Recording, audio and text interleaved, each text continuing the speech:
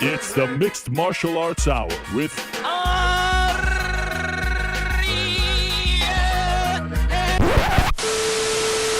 Not today. Helwani's ditched town. Now the inmates are running the asylum. The creatures of the control room are front and center this time around. It's the Rick and GC show.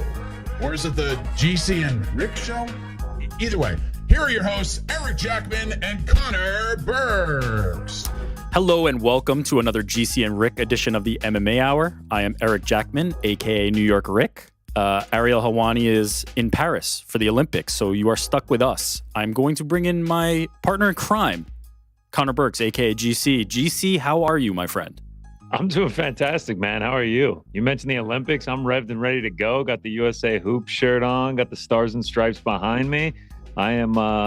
I'm fully in swing with the rings, if you know what I'm saying. I do know what you're saying. I'm excited about the Olympics. I'm excited to be here today with you. This is number 2 for us since Ariel's been at the Olympics. What do we got in terms of wagers? Who we like for the Olympics? What are we doing right now in terms of the bets? I'm all over the gaff. I got Iga Swiatek pretty heavy in the women's tennis, and she just had to go to a third setter with Danielle Collins, but she got it done. John Florence in the surfing, still waiting for that to get going. Dude, I got $1 million. I'm heavily invested in USA hoops. It's just a smorgasbord. Denmark handball, I'm huge in. Got a giant win over France in the qualifiers. Been a Denmark handball guy way back since the Tokyo game. So I'm a diehard. I live and breathe and die with Denmark handball. But yeah, man, there's too much going on to keep up with. One of the things I love about you is the variety of bets that you make. I'm very conservative, right? I know MMA. I feel like I have a little bit of an edge there. I stick to that, and these days, very rarely. I used to more. But I love the variety. You've always been somebody who's kind of like had these odd wagers. What's the research look like for wagering on all these different things? How deep are we going? How do we come to the conclusions that we do? Not that deep, dude. A lot of it is just vibes. And a lot of it is like, I know I'm going to be able to watch it too. You should see me scrubbing through the Peacock app these days, like desperately trying to find something, because if I'm going to bet on it, then I want to watch it. And so like finding Denmark handball is more difficult than I expected it to be. And like, there's so many sports going on at the games that like, it's difficult to keep track of when it's happening. I've missed a lot of things that I did wager on. So yeah, the research is not heavy. A lot of it is just American. I'm just supporting the US. And then other ones are just like the most random sports that me and my boys could find. Yeah, I get it. And I love it. This is a good kind of transition point just to remind everybody that the MMA Hour is sponsored by DraftKings. You'll hear more about them throughout the show, obviously, as we do Parlay Boys and GC's picks, the MMA and boxing picks that we'll do later in the show. But DraftKings, the crown is yours. So yeah, we'll get to all that betting stuff. Thank you to DraftKings for their support. But in the meantime, like, man, we've got a loaded show. We've got Aljamain Sterling coming on. I'm excited about that. We haven't heard from him in a while. And there's a lot to talk about with Aljamain Sterling. We'll have a preview of the UFC heading to Abu Dhabi. We'll talk Terrence Crawford versus Madrimov. We've got the PFL playoffs kicking off. There's a lot on the docket. We'll answer your questions. So we've got a lot going on. GC, are you ready for everything that we're going to talk about today? There's a lot to get to. I'm ready because it's a jam-packed weekend. There's so much to dive into. We still got to react a little bit to some things that have happened this week. This isn't our first interview, doing this edition of our show, but it is our first time interviewing a UFC fighter on the show. Yeah. Our last one, we had Ben the Bane. Shout out to Ben the Bane. We had Ben the Bane after a fighter. He did get into the ring. He did fight. After his fight against Gabe Silva. But this will be our first UFC fighter on the GC and Rick edition. So I'm excited about the opportunity to do that. Shout out to Ariel Helwani and Aljamain Sterling for connecting. And then we're connecting and making it all happen. No. Helwani had nothing to do with this. Helwani had we laid the groundwork. Who the fuck is we? We hit the pavement. We went and knocked on the doors and rang the doorbells, and that's how we got this guest. Well, as you know, like Aljo and I, New York guys, we way back. You guys go way back. Yeah. No, this was all Helwani. Not all Helwani. See, now you're giving. I wanted to give a little bit of credit. Then you said don't give any. Now you're giving no credit. Nah, we want to break too the much fourth credit. wall. I step away from my phone for 5 minutes. I come back to it, and there's 90 text messages. And, by the time I'm done scrolling it, it's just like, all right, Aljo's jumping on in 2.5 hours. I was making scrambled eggs at the time, and then I had to scramble to figure out what I was going to do. Yeah, but no better time to talk to him. As I said, there's a lot going on that we want to talk about, and there's a lot going on with the UFC in Abu Dhabi. That's a pretty decent card on the heels of Manchester. So the momentum keeps rolling for the UFC. Oh, very good card, man. I mean, this thing, especially the main card, the prelims, I'm not as interested in, but this main card is going to be fantastic. There's a lot of really good fights on this thing, man. A lot of undefeated Russian prospects going. We got Shara Bullet undefeated, Umar's undefeated, Mirzakhanov's undefeated, Dudakova's undefeated. It's going to be great, man. And we have a potential title eliminator on our hands with Sandhagen Umar. Yeah. No time to waste. Let us bring in our guest. Aljamain Sterling is going to join us on this GC and Rick edition of the MMA Hour. So let's bring in Aljo now. Happy birthday to you.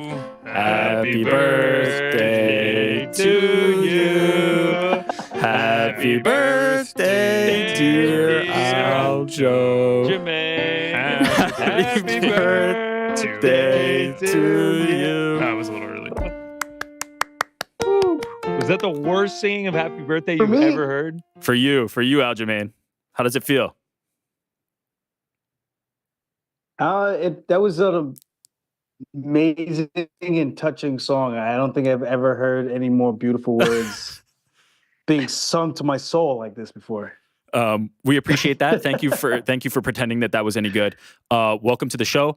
And I see a bottle in front of you. Speaking of birthdays, we're on the precipice of the birth of Funk Harbor. So why don't you tell us about what's going on with that? Well, Jamaican Independence Day is August 6th. My birthday is July 31st. And we're going to launch August 1st online and in some New York stores here on Long Island. Funk Harbor Rum, just to celebrate some of my Jamaican heritage with the world. And I hope people really do enjoy this because I think it's a great product. It's blended with a couple of different Jamaican distilleries, aged from 2 to 5 years. So I think it's a premium blend that people are going to enjoy. And we're giving it at a very, very good price. And I think when people see the quality of this, they're going to be like, man, this should probably be priced a lot higher. But we want to make sure we came out of the gate with something that most people could afford. And so that we can share this product with the world. I love that. We've been hearing about it for a while. You've been talking about this and teasing this for a while, and now the day is finally here. So Congratulations on that. What is the price? You mentioned that it would be affordable price. What are we talking? Okay. $59.95. Not $60, not $70, $59.95. I love it. And where can people get this at? Are we going to have to order online, or are we going to be able to go in stores and purchase it? I'm hoping to get in some more stores here in Long Island. There's like a whole network we have to go through, but for right now, it's going to be predominantly online. Is going to be the easiest way to get it at funkharborrum.shop. Someone took .com, which was weird, but the site doesn't go anywhere. So I don't know if it was like one of those guys who just buy something to just hold it over your head and charge you a ridiculous amount of money to buy the domain name from them. But that's the domain name right now, funkharborrum.shop.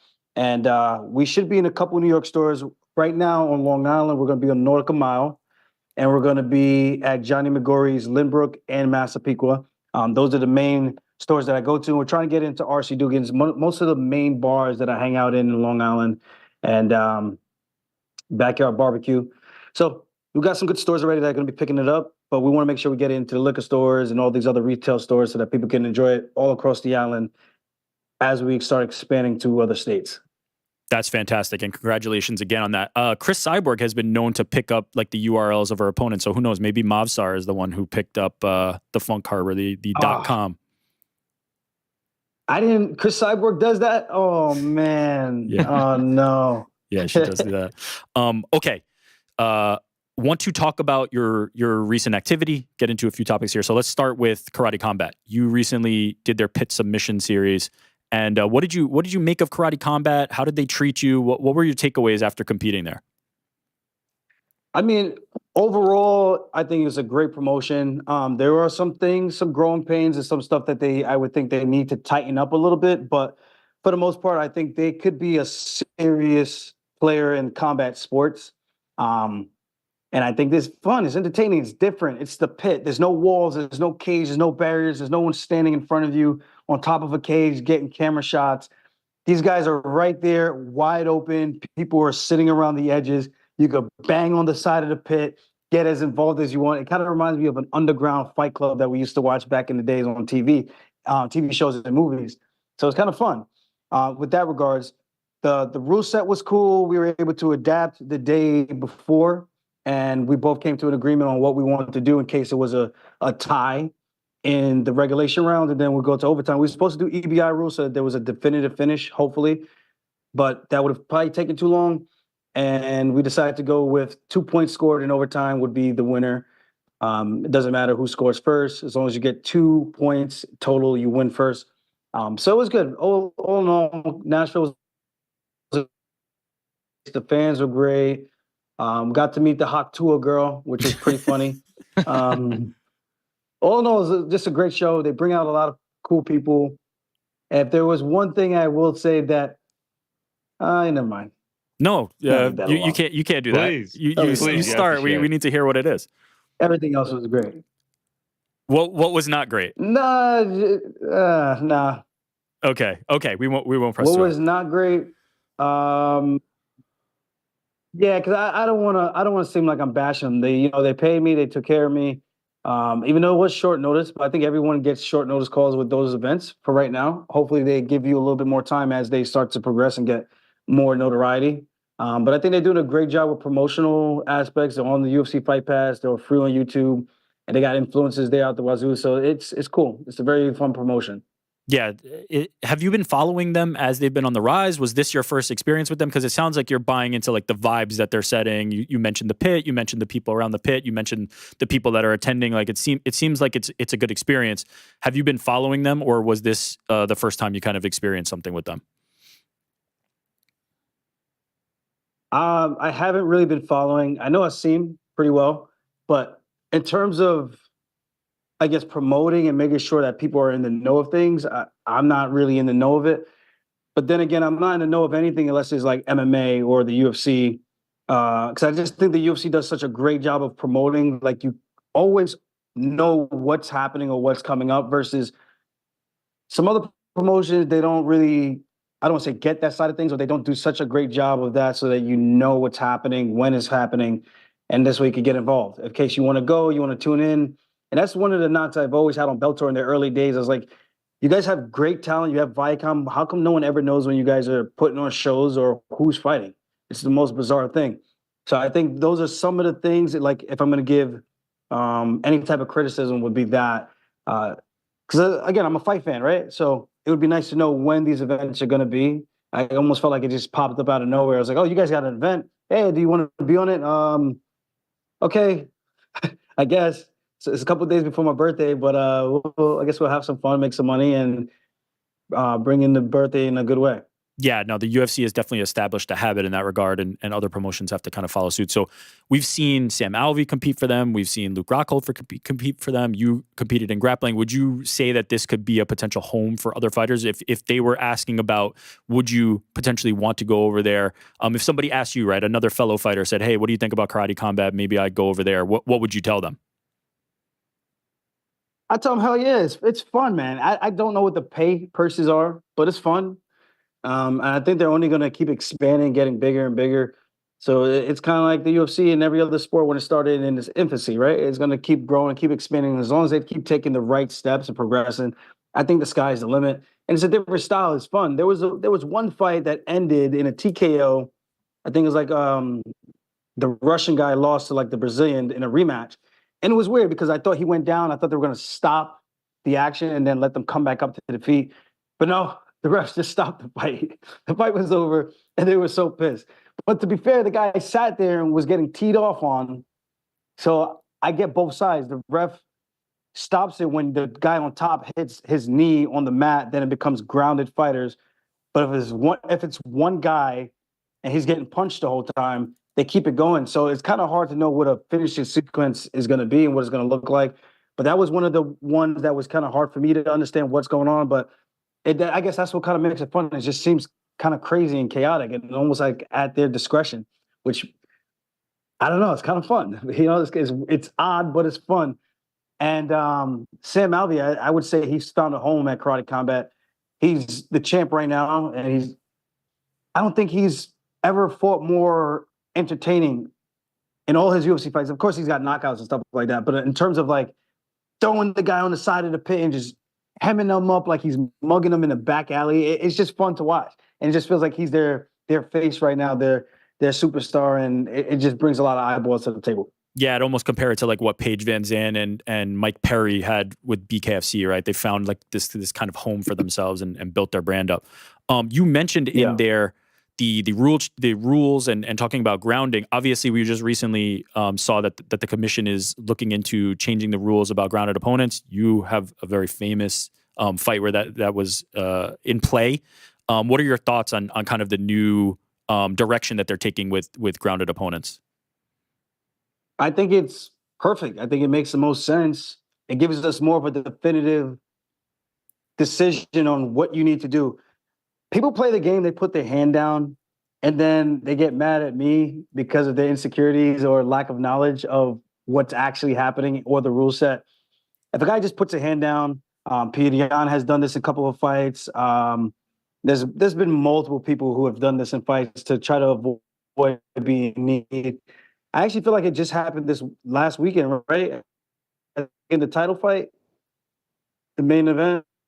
I think there was I don't know, but I can't remember. But a lot of guys do this. But with me, if I ever shoot, I'm down on my knees because I know I can back up. I'm not going to get kneed or kicked in the head, but I can back up safely and then get back up to my feet. And they're going to have to make a decision either to let me up, to chase me with punches, or to jump on me and get a front headlock and look for a go behind. All reasonable things that you can do strategically, tactically, and have success, or you might make a mistake because you just never trained those positions. Now, these other guys, they're just putting their hand down when they're against the cage in a front headlock, thinking that they make them safe. That's an abuse of the rules. I think that's where it starts to make things problematic and starts to fuzzy the lines a little bit, where people are getting more pissed off because they're like, oh, you're playing the game, you're doing the Sterling thing. I'm like, but that's not what I do. I actually put a knee down to make sure you know I am a downed opponent. I'm not up. I'm not touching the ground with one fingertip trying to pretend. Like if someone does that, pick them up with the front headlock and knee their ass in the head. It's not that complicated. Like I think people will make this bigger than what it really is. And I think if you had the experience in these positions, you would have went over these positions with your coaches and figured out what are your go-tos. But I like it because it makes things clear-cut, super easy to define. You have to have your ass on the floor. You have to have your knee on the floor. You can't just have a hand on the floor. Like you got to actually make yourself a downed opponent. And I think that's fine. I think it's more than fair. 100%. I think it's a great improvement for the rule set and the sport as a whole. We mentioned Movsar earlier and your birthday. Did you happen to see the birthday video that Movsar made for you and posted on his Instagram today? No, I didn't. Let's see it. Yeah, we got it for you right here. It's not the most exciting video, but I mean, he is wishing you a happy birthday. All right, so he's getting out of bed, waking up, special just for you. Goes over to the fridge. What's that? This man got an entire cake just for you. Just for Aljo's 35th. What's in the box? What's in the box? It says 35 KO.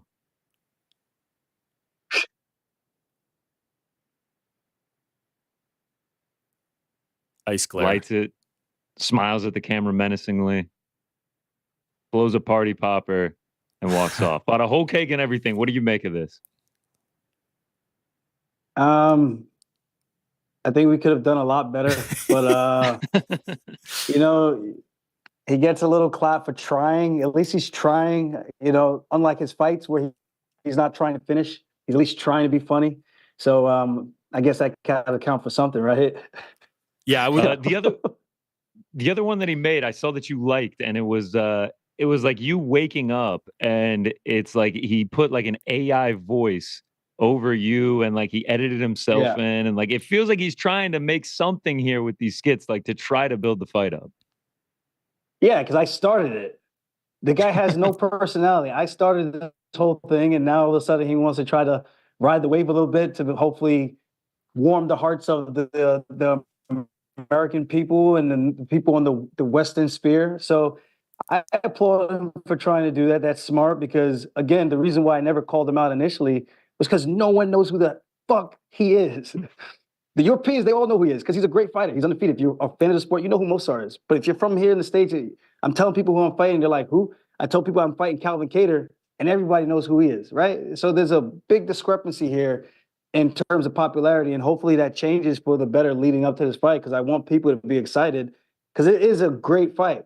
Two high-level grapplers might end up with a stand-up affair, and if not, you're going to see me just ragdoll him on the ground and put him out and take his own, and then I got to go.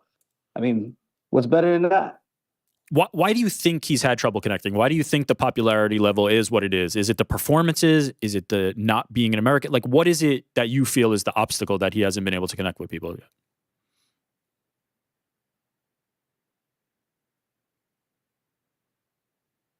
There's a couple of things. One of them is very touchy, so I'm not going to touch on that subject. It's in regards to marriage. So if people want to do their research, they can go do that themselves. The second thing is he's not a very exciting fighter. I mean, he's been in the UFC for how long now? He has 0 finishes. Knock on wood that, I'm not the first selected candidate for this, but he has no finishes. I mean, I fought the number 6 ranked guy in my 3rd UFC fight, and I finished him. I finished the number 9th ranked guy in the UFC in my 4th UFC fight. I finished guys, I mean, of late, it's been a little bit harder, but I finished people, and at least I have some type of highlights on my resume versus this guy who has 0. Thankfully, his fight with Arnold Allen was somewhat exciting, and it was really because of Arnold Allen. He just brings a crazy pace where he's constantly going forward, where it's hard to make a fight like that boring. And I think most people would agree. If someone else wasn't as willing because they didn't want to get taken down, that fight would have been a snooze fest. But again, I still think he's a very skilled and talented and maybe a future title challenger one day. But for right now, I think it's my time. And I don't have much time being 35 now. And he'll have his time soon. Unfortunately, I got to turn him back. And I got to make these guys realize that Americans can grapple and show them what American wrestling is like. You mentioned not having time. Do you think that this win will get you in the title picture? How far away do you think you will be after this fight? I go out there and I finish Movsar Evloev in the first round. I'm getting a guaranteed title shot. I can't see any other way around. I 100% believe that. The guy's undefeated. He's ranked 5th right now. I believe he's 6 or 7-0 in the UFC. I go out there, former champion, come up, 30-27 Calvin Kattar, then come up and then dominate and finish Movsar Evloev. I think it's going to be hard to deny. I think it's just hard to deny me. I mean, who else is there? We don't know when Volkanovski's coming back. We know Max and Poirier are fighting next. So why not me? Yeah, you mentioned Poirier and Max. They're obviously going to be fighting later that month. You're fighting at 307. They'll be fighting out in the desert at 308. You're saying you'll get winner of that if you go out there and finish Movsar in the first round. That's what I truly do believe. I think it would be an exciting finish. I think it would give the fans something to get behind. And I think we all know how the UFC works. It's all about business and entertainment, what they can sell. And I think going up to a new weight class and having 2 dominating performances is hard to deny anybody else. Well, that didn't make sense. It's hard to deny me over anybody else. I will say we have some big bantamweight fights coming up in Abu Dhabi. So I was curious to get your thoughts on those fights. We've got Corey Sandhagen and Umar Nurmagomedov. We've got Davison Figueiredo and Marlon Chito Vera. How do you see both of those fights going? 1 second. You guys said they're fighting at 308. Which card is 308? 308? Abu Dhabi pay-per-view card. You're fighting at 307 in Salt Lake City. Do I have my numbers mixed up? Yeah, 307, and they're fighting 308 in Abu Dhabi. I guess the official announcement has not come out yet. That is the speculative fight there. Okay. Well, it would be nice to have them on our card as the headliner. That would be cool. Oh, so you're saying make it headline 307 in Salt Lake City, and then you get winner of that. after you finish Movsar. Yeah. Yeah, that'd be cool. I mean, I don't know what they're going to do, but that would make sense to me. But we'll see. Because then, I mean, you got the potential next challenger between myself and Mozart on the card fighting as well. So I guess that's the way I would look at it. But I guess it depends on the champ. Yeah, and But go ahead. I was going to say, going back to Umar and Sandhagen, I don't know. It's something about Sandhagen, what he feels. It just seems like he knows something that we don't, or he's a little bit more confident than maybe he should be, or he's confident for very good reason. And I like to think this is going to be a very intriguing fight. We looked at we looked at Leon Edwards versus Belal. We saw how good Leon did against Usman, defending those takedowns, how he shut down Colby Covington, who was very good at his takedowns. But, you know, obviously Kobe looked like a shell of himself, didn't really offer much offense. But when we look at these things, we have to wonder, are other people getting just as good defensively with takedowns? But then you see how Belal was able to get him down multiple times. Now, that's the big question mark for me. Has Corey Sandhagen done enough work where he's going to be able to avoid the takedowns of Umar and start to touch him up and make him continuously have to just stand up and fight him at range? And I think if Corey can continue to do that throughout the fight, I think he has a very good chance of getting the upset. But if Umar gets him down, I don't think Corey's that bad on the ground. I think he's probably improved since our fight. But I would say if Umar gets him on the ground, he's probably going to cook him a little bit, maybe 1 or 2 rounds, and then I think he probably gets a finish. So that's the way I look at that. And then Figgy and Vera. My thing about Vera, he's a tough dude. I have no qualms about Chito Vera. I just think he starts so late every single fight, and it's super frustrating to watch because I know he's a talented fighter. Maybe his nerves, I don't know what it is. He needs to get beaten up a little bit before he wakes up and realizes he has to fight back and defend himself. But if he does that against a guy like Figgy, he's been taken down by, Figgy has taken down Rob Font, and Vera has been taken down by Corey Sandhagen, dominated there. Some other people he's been taken down by and dominated. So I would imagine Figgy's going to look to come out and take him down and pretty much implement the same game plan and land the shots where he can land the shots. I think Figgy's going to be faster. I think Vera might be stronger, but Figgy's got dangerous BJJ, and we saw what happened when Aldo got on the back of Chito, although that was years ago. I don't know. Chito seems to be doing the same thing. He's maybe getting a little bit better, but it doesn't seem like he's doing this. It just seems like he's kind of coasting and maybe getting a little bit better and maybe going back down and coming back up just a little bit, where Figgy has been kind of going up after he got down to 135, right? So it's a close fight, but I think Figgy on paper, based on what they've done lately, he should win. Yeah, we heard Umar Nurmagomedov basically say that he'll be fighting for the title after he beats Corey Sandhagen. Do you agree with that? And if so, how do you think an Umar versus Merab fight matches up stylistically? I don't know. I think it really depends on this next matchup on how Umar does against a guy who moves a lot. Because Merab moves a lot. He's not a stationary target to just take down.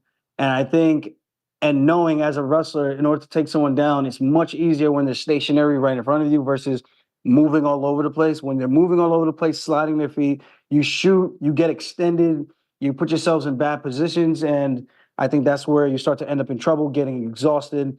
And I think that's the difference between their style. I think Merab is a little bit more mobile than Umar, but Umar is very gifted. He's talented. And from what I see, it looks like he works pretty hard. But Merab's a horse. I think if we're going to just look at paper, look at stats, Umar's probably a better jiu-jitsu guy.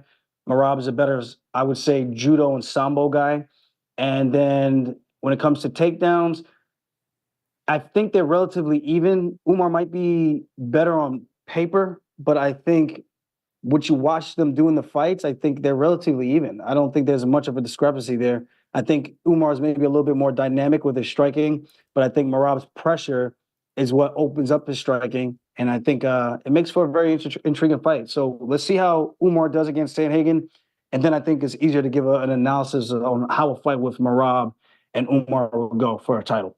Yeah, that makes sense. Just to do the other side of the equation, do you think Umar would pose a threat to Sean O'Malley?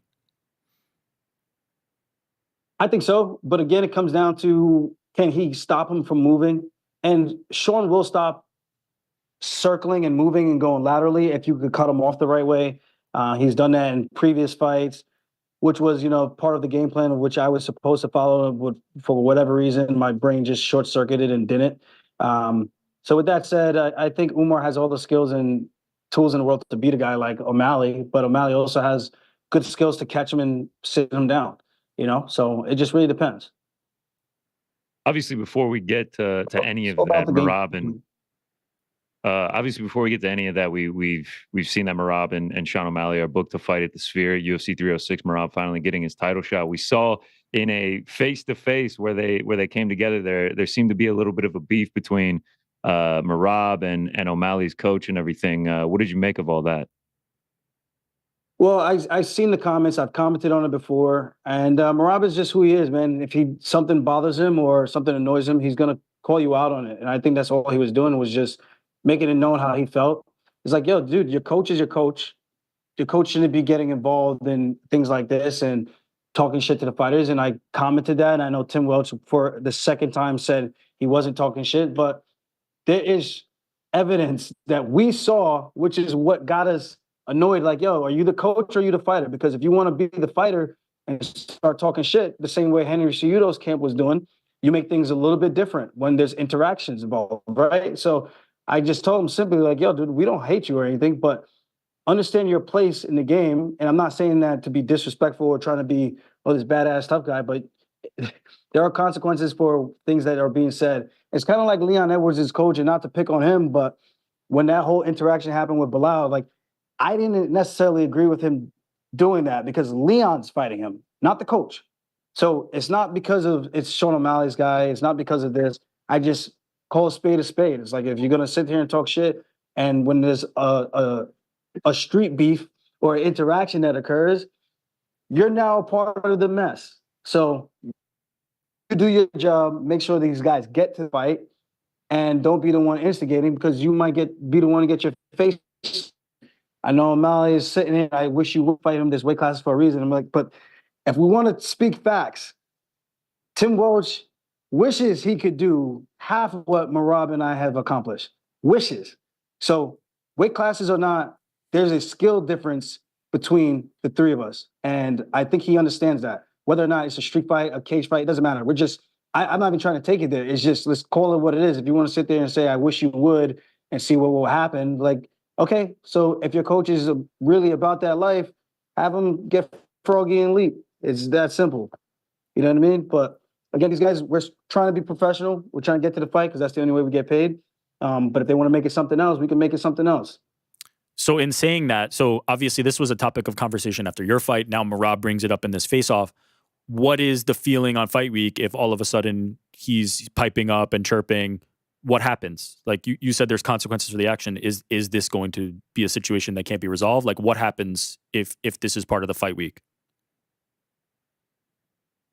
It's hard for me to say, right? I mean, we'll see how Merab is feeling. We'll see what's actually being said. We'll see if there's ill will or animosity behind it. At the end of the day, we're all chasing the same dream, right? Merab is trying to become a UFC champion the same way I gave Sean O'Malley an opportunity. O'Malley tried to do all these things to avoid giving Merab, the rightful contender, an opportunity, and decided to fight Cheeto instead.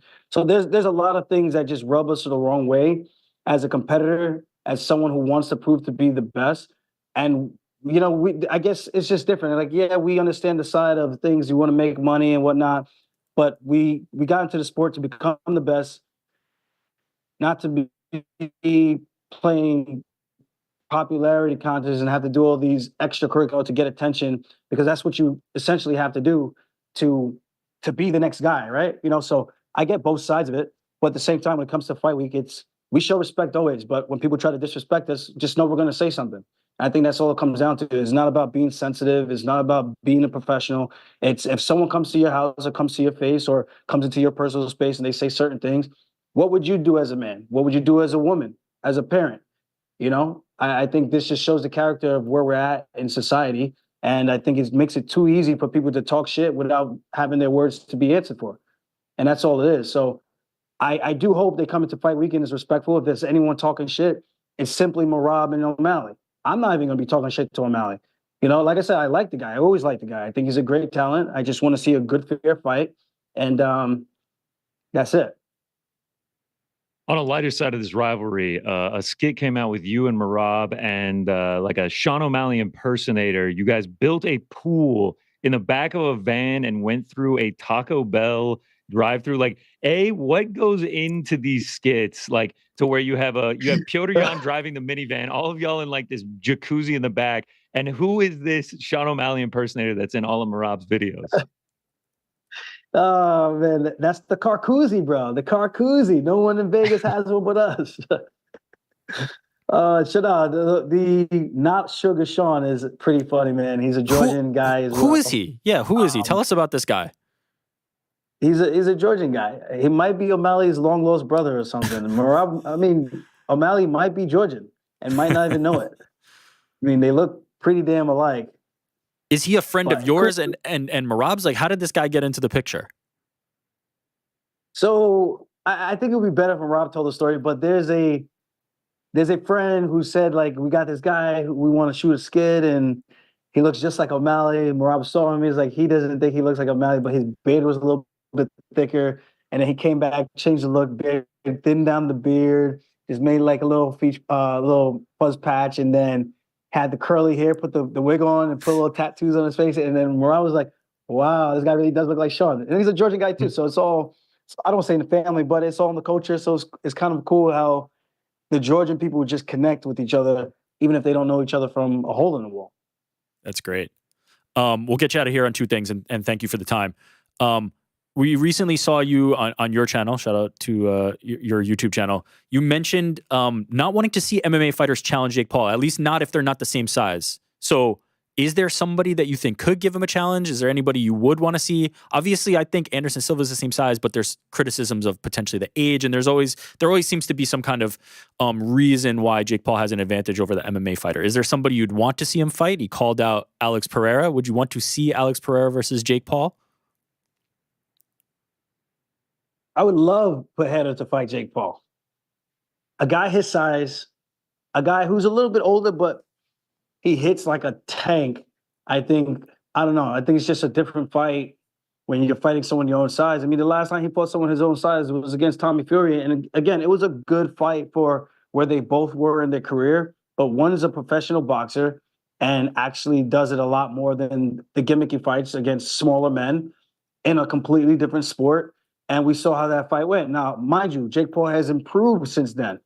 I think even in the fight against Mike Perry, he showed a lot of improvement. But with that said, if he fights a bigger guy, let him fight a guy like Poatan and see if he's really about that life. Poatan's not the best boxer, but we've seen boxing clips with him training with boxers, and he looks damn good. So I don't know, man. If he really wants that type of smoke, the guy. If he wants that, let's see if it's actually going to happen. I think it's all talk. I think it's just to show people that he would fight someone bigger. But will it actually happen? I don't know. I think it's just all talk and more for get people to talk about it, hype it up a little bit. Safe to say that you would predict Alex Pereira would win that fight? I think Alex Pereira would win that fight 100%. And I don't see. I mean, what way does Jake Paul win that fight? To play devil's advocate, what you said, right? He's training primarily boxing. Alex is coming into his world, would be an advantage. Obviously, the size now and the age now is not as big an advantage as it has been previously. So that would be the only thing that I could think that might be tougher for Alex, right? Like, he has been training boxing primarily for this whole time, and Alex has been training MMA. Nah. I mean, if you watch his sparring, most of his sparring are boxing sessions. He's in the ring. He's primarily boxing guys. I mean, he's got good jabs. He's got good slip counters. He rolls, comes back. I mean, like he's solid when it comes to just boxing. He might not be the fastest. I thought you were going to say the speed discrepancy, because that's the one thing I would say would favor Jake Paul. I think he's a little bit more nimble. I think he's a little bit quicker, snappy with his punches. But I think if you're talking power, I mean, if Perry hit him and could barely get to him, but was able to get to him sometimes, a guy with a longer reach, bigger frame, he gets to him a lot easier. And when he gets to him, those punches are going to hurt. And I think it's going to be a big difference when Poatan is jabbing you to the stomach and then coming up with that big check hook and then landing that 2 down the middle. And if Jake Paul throws that jab, he rolls and comes back with that 2-3. I don't know, man. I can't see how Jake Paul wins that fight unless it's like to win by points with this speed and outpointing him to a decision in like an 8 or 10 round fight. But if we're talking like he's gonna try to go after him, I don't think that fight goes well. That's just my personal opinion. And again, I give Jake Paul all the praise in the world because I think he's one of the most improved influencer boxer guys who now I would say is a legitimate boxer. We the topic of the week has been this Muhammad Mokaev and UFC situation. Obviously, we saw some behind the scenes with the UFC with the Roku series and things like that. What do you make of the situation that has been happening with Mokaev and the UFC? If you ask me, I think it's fucked up. I don't think there was any real reason to cut him. I mean, you could say the piggybacking of the fight at the PI, but that takes 2 to tango. I know Mokaev was the first one to talk shit. Manel told him, when you see me, pretty much keep that same energy. He saw him try to apologize, but Manel told him, no, keep that same energy. They had a fight or whatever happened, the scuffle. Fast forward, they had a fight again at the mosque, I was told, and then we seen what happened at the hotel, which is kind of odd, like to put your arm around someone to take a picture and then sucker punch them. I think that's a little bit too low for me. I don't know. I think that one was very, very dirty. And then they fought the way that they fought, which unfortunate because the whole toe thing with Manel in that fight. And then you got one guy who's undefeated gets cut. It's weird. And then you hear that supposedly he was told if you don't want to get cut, like, don't keep shooting for takedowns. I don't think he really kept shooting for takedowns in that fight against Manel. I thought he actually fought a really good fight. I thought both of them brought a really good fight for like outside of the animosity. I thought it was a really good fight. Like if you saw that animosity, you thought it was going to be a crazy barn burner. These guys are going to be just throwing down, standing in the middle, Max Holloway style. But that didn't happen. It was very technical. And I still thought it was a good fight, and he wasn't wrestling the whole time. He did pants him, though. I thought that was hilarious. My man pulled his cheeks out and said, I was coming for that ass. But it was a good fight. Dana mentioned that the matchmakers had some concerns about him or issues with him, and you mentioned the idea of somebody apparently from the UFC, according to Mokaev, had said that he shouldn't be shooting for as many takedowns. But the matchmaker thing caught my attention because you're a UFC fighter. You have relationships with people at the UFC. How important do you feel like that is to a career, to a UFC career? Because if Dana White is saying the matchmakers didn't like him, whether it be his style or whatever else is happening behind the scenes, obviously that factors into the idea of not re-signing him. Is that important to you? Do you think about that? How important is that for a UFC fighter? To fight towards a style that they want? Potentially that, but more the idea of like being matchmaker friendly, right? If the matchmakers want to have an opinion of you one way versus another, where apparently Mokaev had not done enough to make the matchmakers like him, how important is that? Something you even think about? Yeah, yes and no. I mean, you always want to be exciting. Like I think people kind of get it a little twisted, thinking that guys come out just wanting to have a boring fight. We all want to have an exciting fight. Sometimes you got to fight certain styles differently than you would a different style, right? I look at the Charles Jourdain versus the Silva guy he just fought. Charles Jourdain is a very exciting fighter, but because of the stylistic approach from his opponent, it makes it very difficult for you to let loose and do some of the things that you normally would, because the danger factor that's coming back with a guy like that. And damned if you do, damned if you don't. You do, you get caught, and then people will say, why didn't you do this? Why didn't you do that? Because they just know better. But then when you start doing that and you do win, and then people will give you shit for that, it's like, you kind of got to just do what's best for you. I mean, Mokaev is 23 years old. It's unfortunate that he's got cut for that. I don't think that was necessary. I think he's more than deserving for another chance. And I think if he were to go on the regional circuit and win one fight, or if they just bring him back right away, it gets odd, because then there's another clip of the guy, Nate Maness, who was like 5-2, stepped up to fight Umar, even though he was a 25-pounder. He got 3 bonuses. And I guess from what he was saying, I don't know all the details, but from what he put out, that he was told he's not an exciting guy, which is You got 3 bonuses. He's got more bonuses than I have, and I'm 16-4 in the UFC. You know what I mean? It's kind of crazy. So you got 3 bonuses. I got, I think, 2, maybe 1. And yeah, it's a very interesting spot to be in. But I guess you got to try to play the game a little bit because it is entertainment for the fans, but you also want to win. And sometimes it's not easy to find that silver lining to do both, to a little bit of entertainment, but also enough that you're going to make sure that you secure the bag and get both checks. And I think that's what most people are afraid of. They don't want to just go home with 1 check. They want both checks. Thank you, Aljamain. Yeah, man. It's going to be fascinating to see what happens to Mokaev. All right, so today, 35 years old. Tomorrow, Harbor Rum makes its release. Where can the people go one last time to get that? You could pick up some Funk Harbor Rum at funkharborrum.shop. Celebrate Jamaican Independence Day with me August 6th.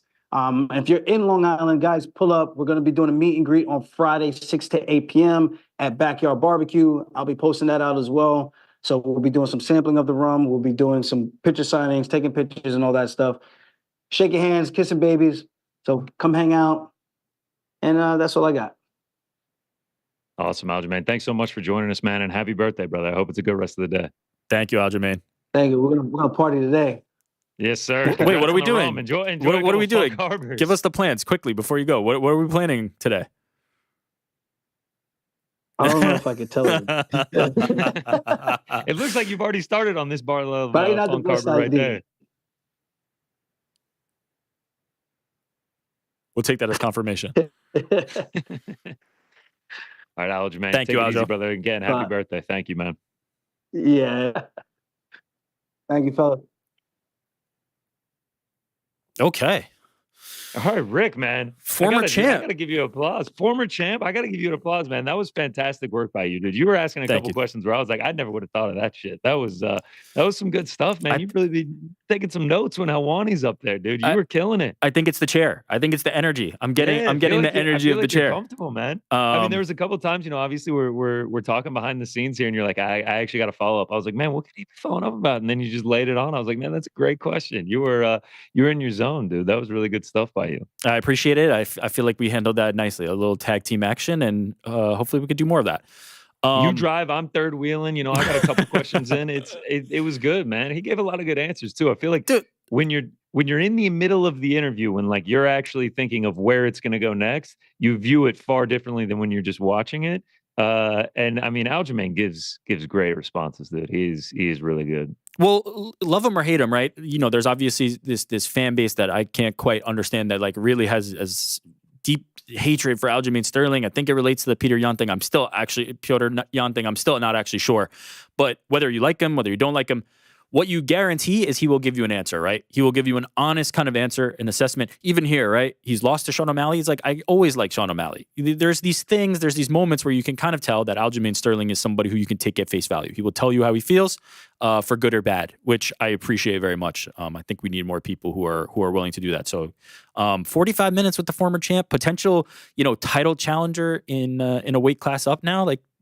Big things happening, and thank you to Ariel and Aljo, obviously, for making it happen.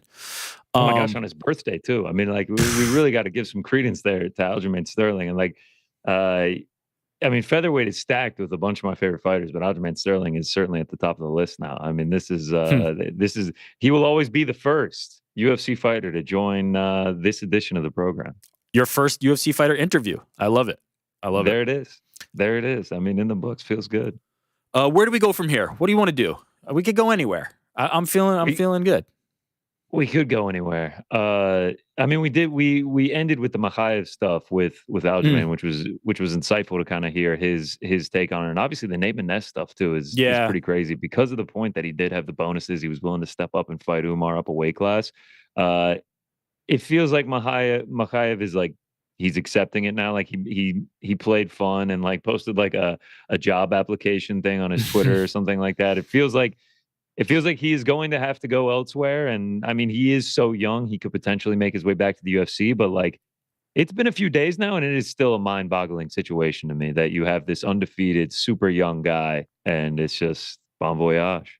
Yeah. I mean, as we kind of touched on the Monday show, the timing just really did not work in his favor, right? If he had locked up the contract beforehand and kind of, played ball with the UFC and got on that, like, he'd probably be fighting for the title. But because his contract was up, because he was fighting into free agency, it really made it. Now, I don't know. Typically the UFC wants to lock fighters up before they're on the last deal of their contract, especially if they're somebody they want to retain. Who knows? Maybe he said, I want to fight into free agency, and that rubbed them the wrong way. Maybe they did not offer a contract and wanted to see how the fight played out. Either way, the whole situation is very odd for somebody who's as good and highly ranked as him coming into the fight. And so I'm with you. Like, the whole thing still feels head-scratching to me, other than the behavior, right? The behavior part of it is very clear and obvious, and everybody understands, like, why that might be a problem. But the rest of it is just very odd. I can't think of a similar situation. But you mentioned Nate Maness, like, flyweight seems to be not like everybody's favorite at the moment over at the UFC. I don't know what's going on, but that's not a good sign when they're letting, like, really either exciting and Maness. Like, I never understood from his tweet, and we're taking what he's saying at face value about, like, him not being exciting. He's extremely exciting, but him and Mokaev being on the way out is odd and not a great sign for the flyweight division. It is odd, man, because these are two really talented guys, and like, the title picture is foggy at 125. There's really no, like, clear-cut challenger for Pantoja. It's a weird time at 125. Yeah. And obviously, you look at the past, like the feelings that Dana White has had towards 125 in the past. I mean, I don't know. I hope they keep it around. It was on the verge of extinction before Triple C Henry Cejudo came and saved the day. So yeah, there's been up and down relationship with the UFC. Even when Demetrius Johnson was champion, it felt like it was always kind of underappreciated, or because of the size of the fighters and the fact that most of the time you're not headlining a pay-per-view with them at the top of the bill. There's some potential business reasons why it's difficult. Where do we go from here? I think we dive into a little weekend preview. I think we look ahead, because it is a massive weekend. And I feel like we build a little sandwich here. MMA bread, we'll go UFC Abu Dhabi, then we jump into boxing, then we jump back into the PFL. I am on board. Let us do that. What do you make of this main event? Umar Nurmagomedov, pretty sizable favorite over a guy like Corey Sandhagen. We haven't seen. We were supposed to get this last year. Instead, it gets canceled. Corey Sandhagen fights, I believe, Rob Font. Umar had a short notice opponent and obviously got through him. But this is a big one. This is huge. I mean, Umar Nurmagomedov told Mike Bond of MMA Junkie that this will guarantee him a title shot if he's able to get a victory. I think that's right. I think the winner of this will be fighting for the title. I think it's deserved. I think either of these guys is a worthy challenger. I don't know, man. I really don't know. I think Corey Sandhagen's grappling is underrated and underappreciated because most people know him more for the striking. Obviously, we saw it. I believe it was the Cheeto fight. Is that the fight that he took him down primarily? But Corey's a good grappler. I'm interested to see how he fares, and I think Aljamain made an excellent point about the movement. Right, that is going to be the key against Umar. So I don't know how this one goes. It's one that I'm very intrigued to see without really feeling like I have a great lean on it. But I think if you are Umar Nurmagomedov, who to this point hasn't been fighting guys who are of the caliber of a Corey Sandhagen, this is a big measuring stick and tells you if you're ready for that upper echelon of bantamweight. So I'm super excited about it.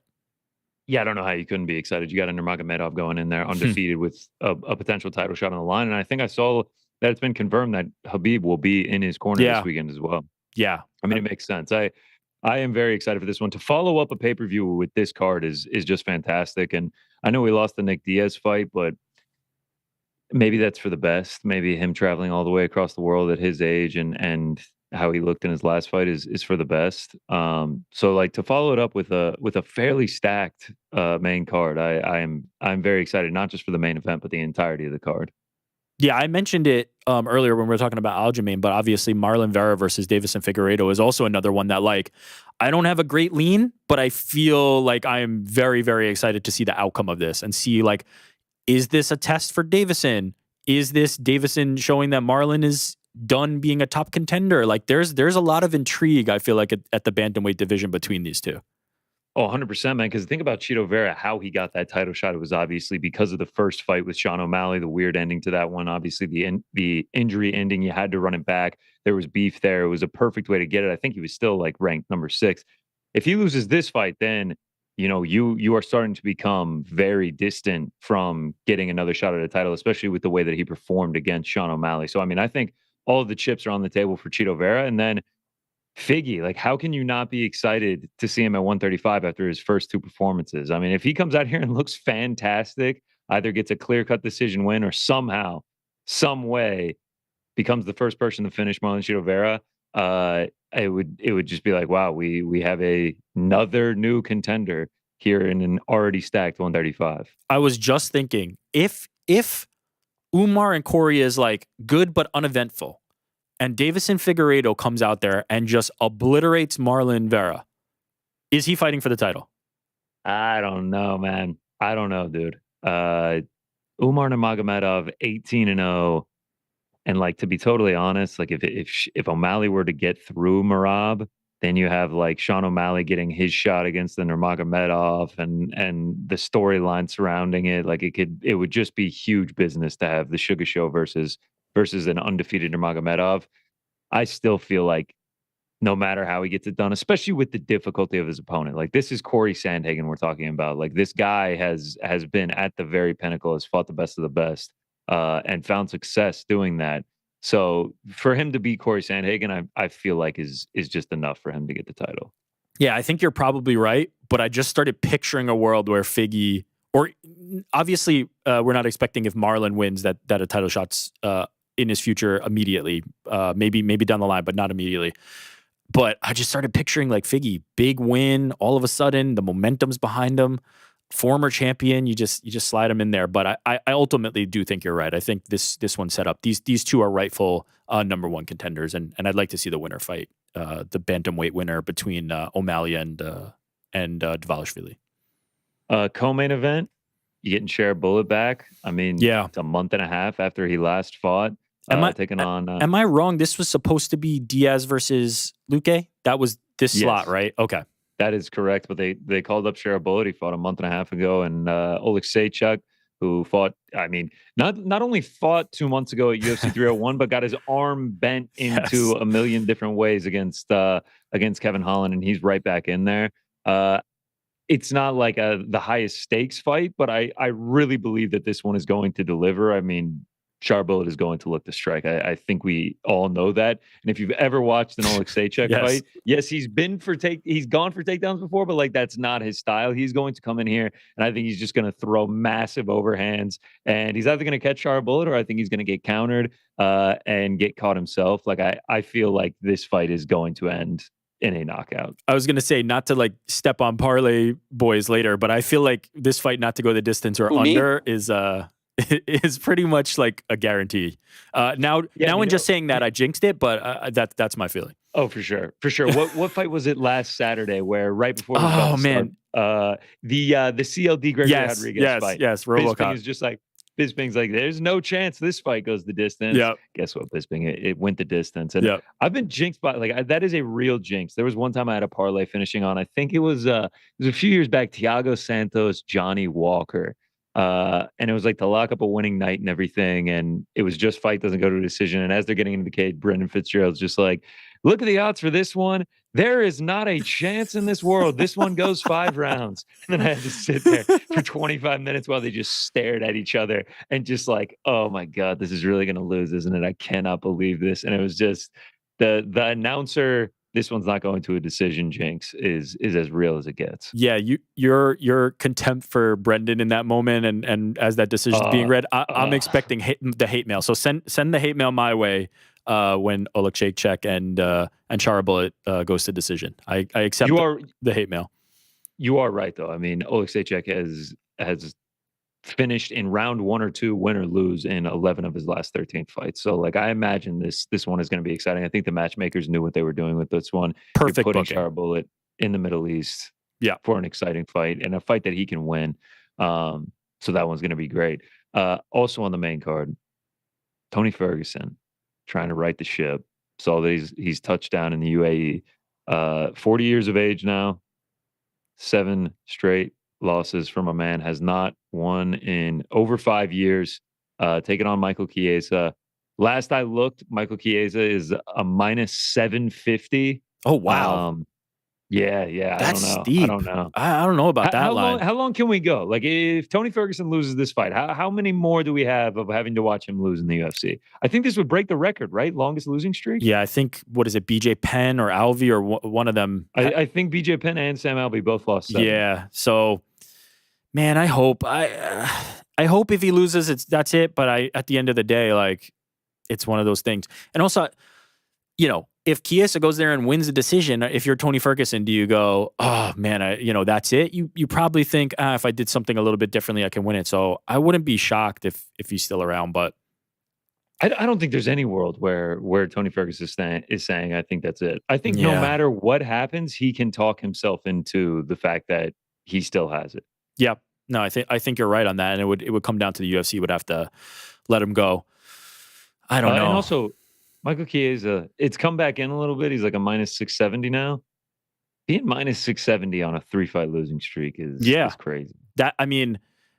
I don't agree with that line. I think there's probably a little advantage there on Tony Ferguson, but that tells you what the sentiment around Tony Ferguson is, right? From the public, from the betting public, like the stock is down. The stock is in the toilet. He needs a win desperately in order for anybody to believe that he's going to win a fight again. Because, man, like, a year ago, he wouldn't have been that big a dog to Chiesa. 2 years ago, he would have been a favorite. You just go back in time, and it would have. He might have been minus 700 against Chiesa back in the day. So it's 2019. Yeah, it's rough. I look, ultimately, like, I'm expecting him to lose, so I say, like, I hope this is it for the UFC run. But at the same time, like, maybe he can win. If he wins, then, if he wins, do you just retire too and just call it a day? No just way. Like, remember me fondly. I did it. I don't won see one a more world. fight. I'm out. No, you can get drunk on the I won and now I'm going on my winning streak. I don't see a world where if he wins, 40. Yeah, 40 years I don't old. think so. It's also, like, really, how long can you let it go? I mean, I know Tony Ferguson is a legend. I mean, he had an unbelievable winning streak. Was at the very top of the game. Was supposed to get a title shot, but like multiple times, by the way.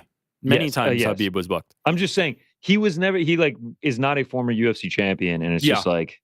But I guess if you let Sam Alvey go that long as well, so like I guess if Tony Ferguson just keeps signing contracts, then I don't know. It's sad to see. Sad to see. We just talked about it earlier with Aljamain, and he, we were talking about Sam Alvey in Karate Combat, and he was like, yeah, he found a home, and he's doing this thing. Like, there could be somewhere out there for Tony Ferguson that is not the UFC where he'd look better and have that success that he's been craving, and it's just not going to happen in the UFC. This is not it right now. He's not at that point in his career. So I don't know. I want something different for him, but look, at the end of the day, he's still a draw. He's still somebody that people want to see.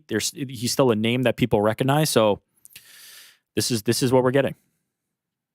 Mackenzie Dern, Lupi Godinez. Yeah. I feel like these are two women in different spots. I feel like Lupi is still has the dream of becoming a UFC champion one day, whereas Mackenzie Dern, while she might still have that dream, like it just felt like, I mean, she's 2-4 in her last 6. Like, it just feels like it's just not coming together. Yeah, I mean, I think a lot of the people who had that hope for the last fight was the one where they were like, okay, we can finally kind of close the chapter on that. No shame in it, to be honest. Like, a Mackenzie Dern fight is a great fight. Like, I really enjoy watching her fight.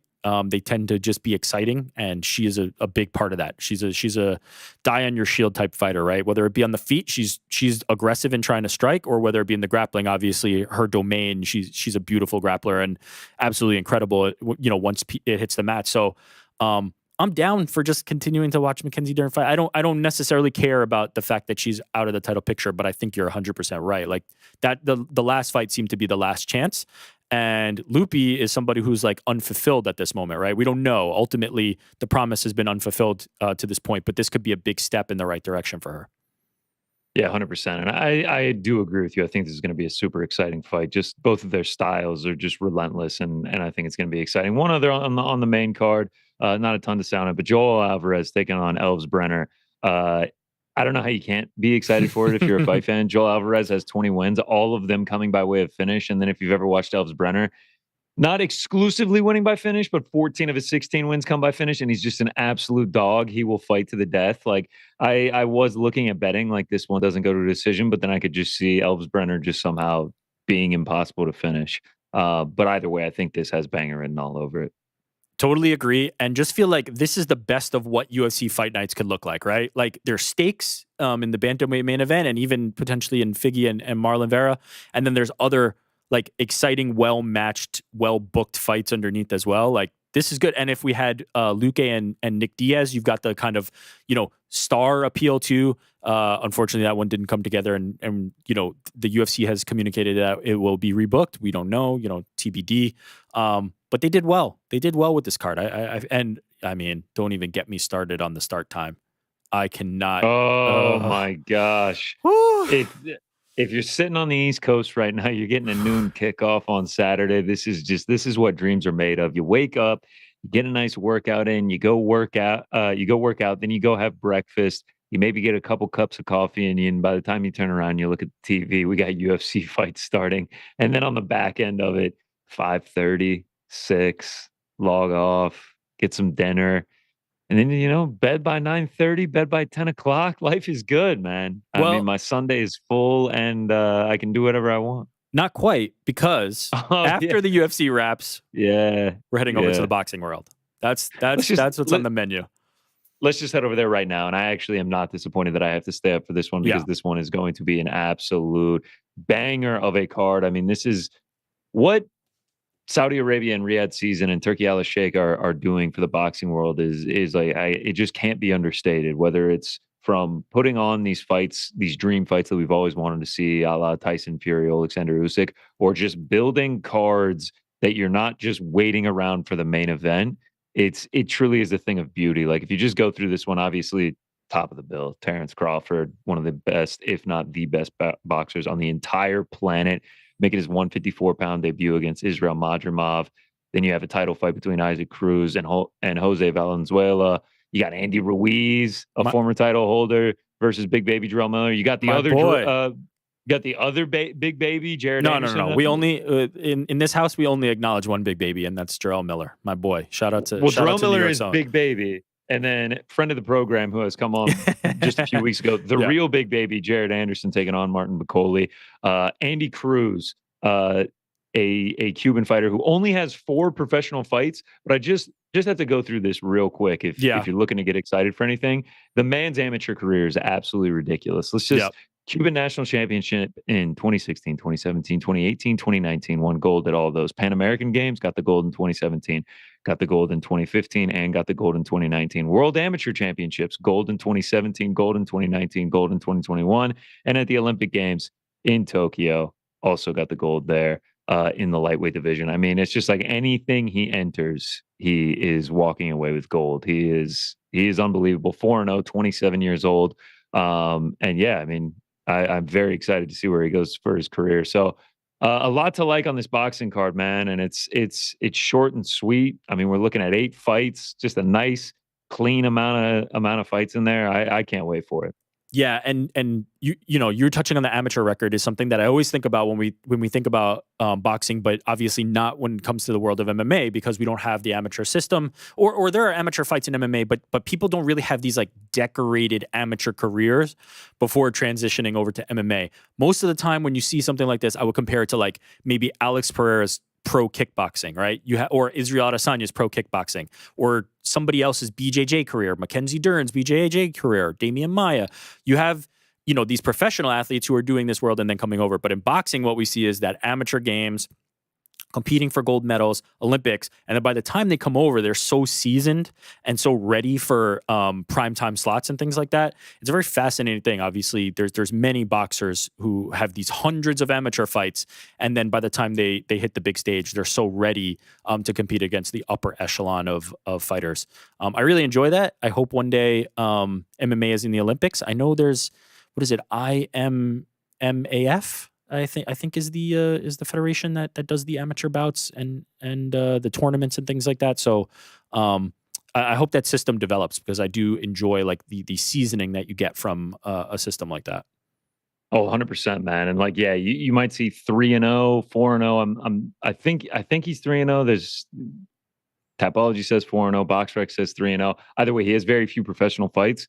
Amateur career 135-9. Like the guy has made his way to the ring on several different occasions, and he's obviously wildly skilled. And a lot of these guys that have success, it's perfect that the Olympics are going on right now, and Andy Cruz is a Olympic champion. A lot of these guys go on to have major professional careers. So yeah, watching the Olympics. What do we think? 154-pound debut, Terrence Crawford. Success? Yay, nay? Yeah, I mean, I think Terrence Crawford is the number one pound for pound fighter. So yes, I think he will be successful. Like I truly believe that he's the best boxer on the planet right now.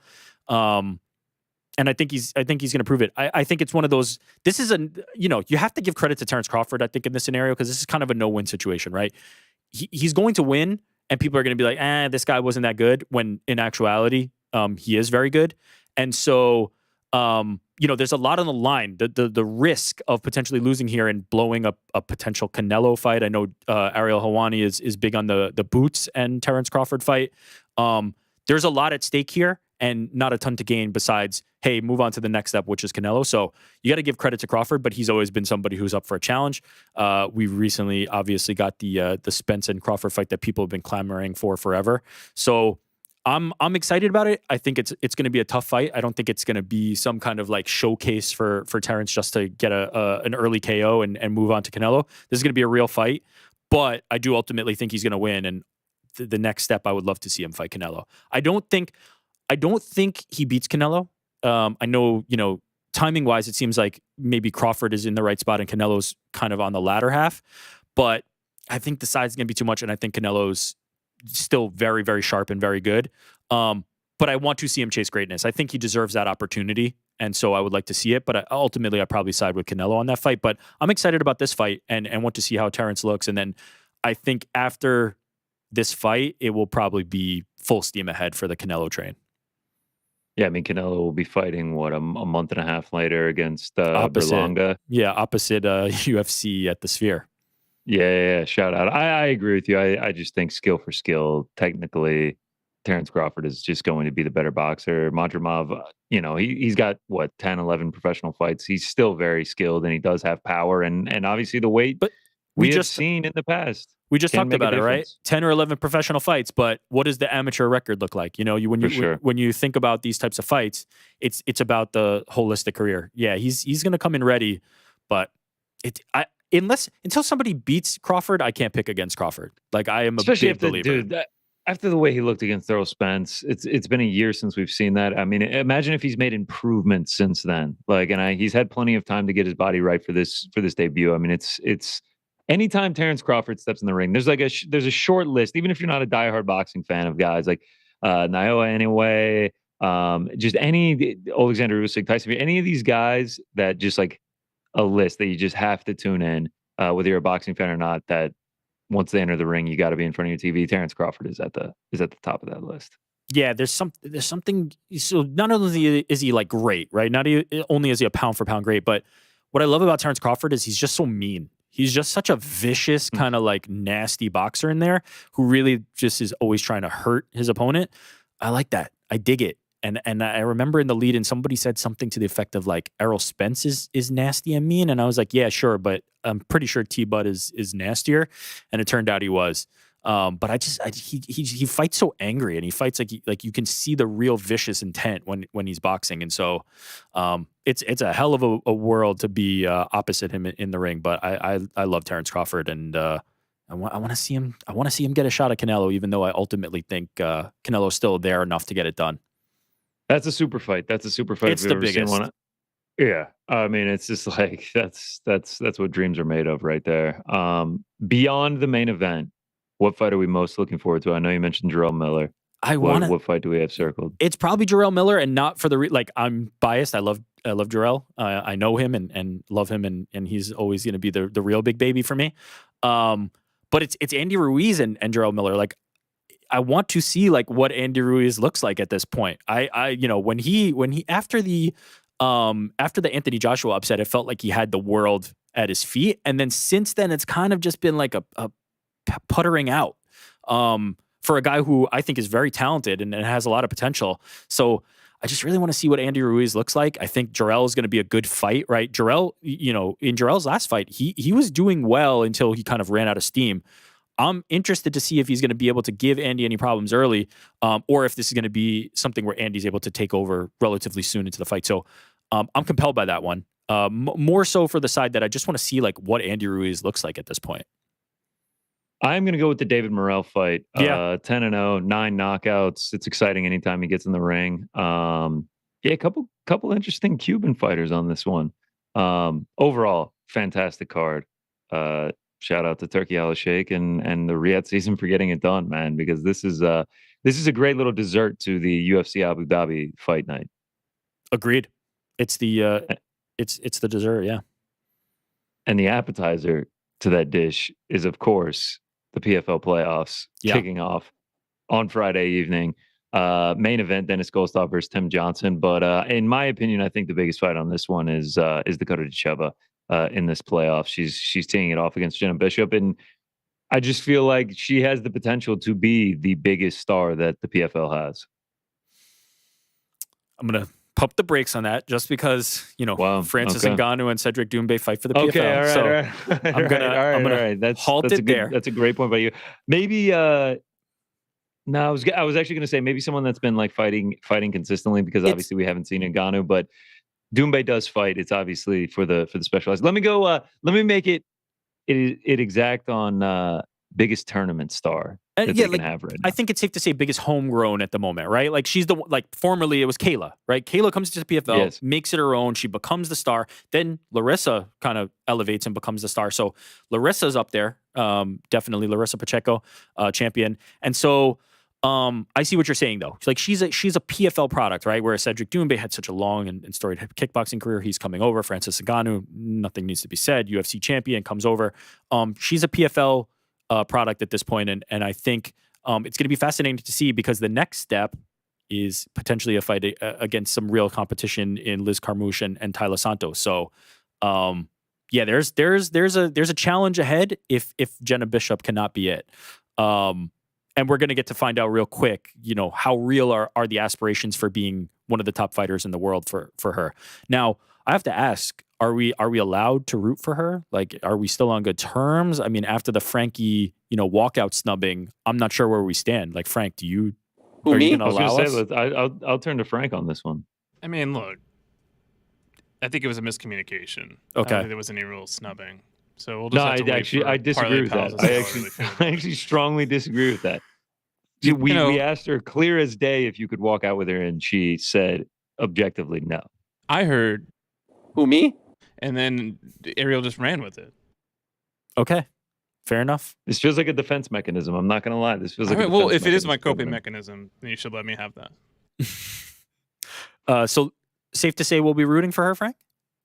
I mean, we'll have to just wait to see what the picks are for the week, right? Okay, interesting. A little tease there. I like that, Frankie. I mean, you can't root for someone without having to pick them.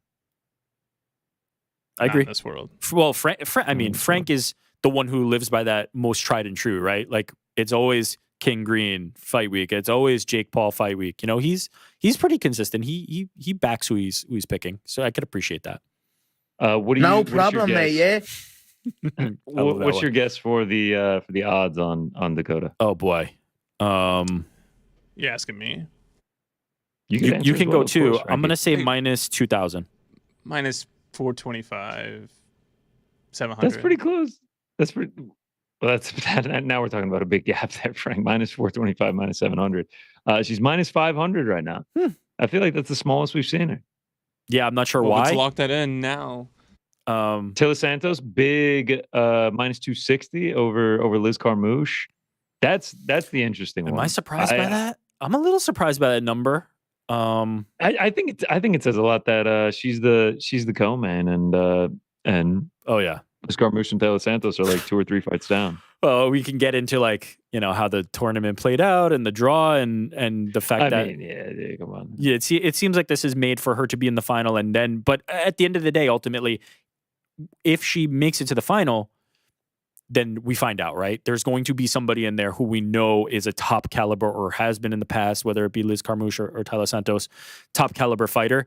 And so we're going to know. We're going to know at some point. So I'm not as concerned about like how the tournament kind of shook out and all that stuff, because at the end of the day, if she makes it to the final, we're gonna learn a lesson about her. Oh yeah, Dakota Dicheva, Tyler Santos would be some scenes. Or Carmouche. I think Carmouche. Yeah, I'm cool with it, but in my personal opinion, this is just flavor of the month here. My personal preference. Anything else you're chomping at the bit to break down on this PFL card? No, I mean it's really those those main card fights, but PFL playoffs is always fun because the importance of it, right? The season is important, but it doesn't have the same stakes as the playoffs. But, again, as we've talked about in the past, do they maintain this playoff system? Do they combine the rosters? Are there people who graduate from the playoffs and go into the Bellator Championship Series? That's always kind of like what's in my mind as I think about these things. But at the end of the day, it could be a good night watching the PFL playoffs. It certainly could. That feels like we've eaten our sandwich, our MMA bread and boxing meat sandwich here. And what do you think? Some questions? Yeah, I think that's probably the move. I think so, man. It's time for a good old-fashioned Q&A. Someone told me online. I think that's a great one. I love it. The traditional Helwani taking a sip of water. To hear from the man himself, Ariel Helwani. The camera cuts are happening right now. From the Box Studios in beautiful. You really get thirsty, you really work up a thirst. On the nose. How does Helwani usually dance? I don't even know. Get out of your seats and on your feet. I'm doing a does he here usually he dance? is. Yeah, he does like a little wiggle type thing. Like he does like chair dancing. But I don't know how to replicate it. I'm gonna turn now. You know what? Break the fourth wall. I've been looking at the single cam, and now I'm finally turning and being able to look at you. Yeah, come on, man, get cozy. Now you can see those 80 notes we wrote you. Because I'm not a pro. There's probably many cuts in here where I'm like you can just see me like either glancing at the monitor over there or having like just come back from glancing at the monitor over there. Andy knew to cut away. She was like, "Oh my God, look at him." I will say, Andy, to her best effort, did try that, but obviously, my amateurism is still there. But no, Andy's the best, and you're doing great. And hit his. Oh, thank you, Andy. That means a lot to me. It actually does. I'm about to tear up. I'm about to get emotional. I'm not gonna lie. This sounds very emotional and nice. I couldn't hear it. Oh, Andy just said you're doing great. Oh, nice. Which is very reassuring. It went to the audience that it was intended for.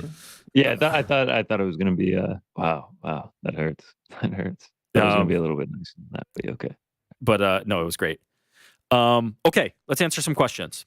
I have not looked at these ahead of time. Last week I did look at them ahead of time, so now we're going to go off the cuff. Okay. Wait, let me refresh it because I want to make sure we get the most up to date. Okay. Max83. Hello, guys. Just a small recommendation for Frank. Oh, wow. I love this. Right off bat. We definitely need. I can't let you get close from Chael. That's a line by Chael when he was going to brawl with Vanderlei Silva. The tough, right? Yes. Wow, Frankie. Yeah, look at that. Impressive. That's the busiest. Who the fuck is this guy? Obviously, is that guy? The famous Connor line. Oh, this is a great one. Hold on, I'm talking, brother. This is Tony Ferguson at a media luncheon with Fabricio Verdum, and Fabricio is talking and Tony is just not having it, and he's like, hold on, brother, I'm talking, and it almost gets them into a brawl. They're about to stand up and fight each other. Granted, Tony Ferguson is a lightweight and Fabricio Verdum is every bit of a heavyweight, so it was quite a scene. From the same thing, shut up before I ankle pick you, which he also said to him. Same outing? The same outing, yeah, he says this. GSP saying, are you intoxicated? I believe that was to Nick Diaz. That's a great line. And the answer was? And the answer was probably. Just some thoughts, but I think these would be hilarious. Keep on the great work, guys, and greetings from Germany. After, I get DMs almost daily with, you got to do this one, you got to do that one. Yeah. I have to say, this is the best recommendation that I've heard. I'm actually going to go back through this. Can't make any promises. There's a lot of red tape with these things. You got to get stuff approved by legal. You got to assign it to a button, But I'm going to actually give it a valiant effort. I like that, Frank. And I agree with you. I feel like this was very well laid out, and the recommendations are very strong from somebody who kind of lived through a lot of these moments. So I like it. I can't let you get close. That's a necessary one. Definitely. Yeah, I can't. I'm actually embarrassed that that's not already on Yeah. here. Legendary stuff. Okay. Connor from Canada. Hey, fellas. I preface this by saying I'm a huge GSP fan. On Monday, Ariel said if Jones doesn't fight Tom, it will be a poor reflection on his legacy at heavyweight, but is not similar to GSP is it not similar to GSP at middleweight where he fought Bisping and then retired before fighting any other middleweight contenders? And yet GSP winning the middleweight strap is a huge asset to his legacy. Why the inconsistency? That's interesting. I mean, that's a question for Ariel, I feel like, but I kind of see where he's going with the logic. Yeah. I mean, that was an era that obviously I didn't really live through. Like right now, I'm obviously in the middle of it. Got to see the Jones fight, and now we're trying to get him to fight Aspinall. Was there someone, a clear contender at middleweight that was dying to fight GSP like Aspinall to Jones? There wasn't a contender. There was a champion named Robert Whittaker. Okay. All right. Yeah. So I get it. So yeah, it sounds pretty similar. I think that's a good comparison then. I get it. I don't think, because honestly, at the end of the day, the way that I see it, say Jones and beats Stipe, retires, and that's it for him. The more time that passes, the more people will forget about that and just remember how unbelievable he was throughout the entire course of his career. In my humble opinion, and I may be biased, Jon Jones is so far ahead of everybody in the GOAT conversation. I don't think he needs Tom Aspinall at all. I think he could cruise off into the sunset and be the GOAT for a long, long time. I don't see anybody who is coming up right now that is even going to get close to it. The guys who had potential for it are gone. Khabib was somebody who you'd think maybe they could do it. Gone. I don't think he needs it, but I think if he got it, holy if Jon Jones beat Tom Aspinall, the resume would just be so ridiculous. Now, I'll say this. I think Tom needs Jon. I think Tom needs Jon in a major way. To set him, because if Tom beats Jon, it's like this. It's this barometer. It's this marker to be like, well, he's the guy that beat Jon Jones. And also, you see this, right? Like Khabib beating Conor puts him on a level that is just so far beyond what he could achieve. When you are that guy who is able to even Conor with Jose Aldo to a lesser extent, right? Aldo wasn't necessarily like the household name, but because of how revered he was, because of how people thought of him, and because of how people thought Conor would never be able to do it, it launched him into a different stratosphere. And then Khabib, to beat Conor, launched him into another stratosphere. The benefit, the net benefit for what Tom would get from beating Jon would be monumental. Whereas I don't feel the same, right? If Jon beats Tom, it would really be a lot for his legacy, but it wouldn't make it. Jon Jones's legacy is set. The dude's the GOAT. If somebody wants to argue, you can argue, you'd be wrong. But Jon Jones is the GOAT. And I don't think it would do enough that it might be worth the potential risk if you're Jon, unless you get compensated extremely fairly. That is what I imagine the problem to always be. I don't think Jon Jones is scared to fight Tom. I don't think he's concerned about selling his resume. I ultimately think in order to take that risk, you need to be paid appropriately. And that was always the problem with the Francis and Jon fight. It was not that one or the other was scared, because we've heard both sides of it out of Dana White's mouth. Oh, God, Jon doesn't want this fight. Oh, Francis doesn't want this fight. The common denominator is the UFC and the money. If the money is right, I'm confident that they can make the fight. I'm confident that Jon Jones would reconsider walking away if that is his intention, if they can make the money right. So I think it could happen if they pay. Well, 1,000%, man. We have had this conversation in private conversations a million times of the notion that one of these guys who has 30 professional fights, another 10, 15 amateur fights, has the brain wiring to become a UFC champion, is afraid to fight anyone is ludicrous. I think there's something real. I will admit, I think there's something real to the risk of Tom Aspinall. Not scared, right? Jon Jones is not scared of anybody. But the risk of fighting Tom Aspinall, I think, is real, is something that he will consider. But you can mitigate the risk by paying. If you pay for that fight, it is worth the risk. It becomes worth taking the risk. And that is the difference. Scared, anybody who thinks Jon Jones is scared of anybody is just fooling themselves. And the same for Tom, and the same for most high-level fighters. It's just not real. Sure, the risk is there. The risk is between there. Beating Stipe probably by finish at Madison Square Garden and riding off into the sunset, or fighting Tom Aspinall and, like, let's say that it doesn't go well for him, that likely means that he got knocked out and that's how he retires, it's a stark difference. Yeah. And he should, and by the way, he should be compensated for that. That is how that gets done. And so, of course, pay these guys anything they want. That is the fight that I want to see. Pay them whatever. It is a good one. I also would say, if I'm John Jones, I'm more likely to want Alex Pereira because I feel like it's a less risky fight, and maybe I'd be willing to accept less money to take that. So less risky fight and a bigger name at this point. And a bigger draw. Yeah, you're right. You're right. The less risky fight and a bigger draw. So it's going to be interesting to see how this plays out. But I can never get on board with the John Jones doesn't want the fight stuff. Pay John Jones, and I promise he'll want the fight. Yeah. And if pay me enough, I'll get in there with Tom Aspinall. I'm not gonna lie. The paycheck is big enough. I'll get KO'd real quick. Okay. Sean Davies. Fellas, my boy Mo Mokaev was let go this week whilst being 7-0 in the UFC, possibly one fight away from the title shot with a respectable ranking next to his name. Is he bad for the company? You can argue he sold that fight better than most on the card. Was he talking to another organization under contract? Aren't you allowed to shop around for your best deal? Hit me back just to chat. Your biggest fan. This is Stan. So what do you make? Like, actually, let me start with this. Sure. Was he talking to another organization under contract? Right. That was floated out there. And that is the claim that he reached out to PFL to see what they may be offering. Yeah. And we had his manager, Tim Simpson, reply to MMA Fighting to say, to Damon Martin of MMA Fighting to say nonsense, like not true. So, that is the statement by his manager on that. So that's all I can say to that. I don't know ultimately what's happening there, but that has been shot down by his manager. The question of, is he bad for the company is interesting because his argument is he sold that fight better than most in the card, right? He was a draw for UFC 304.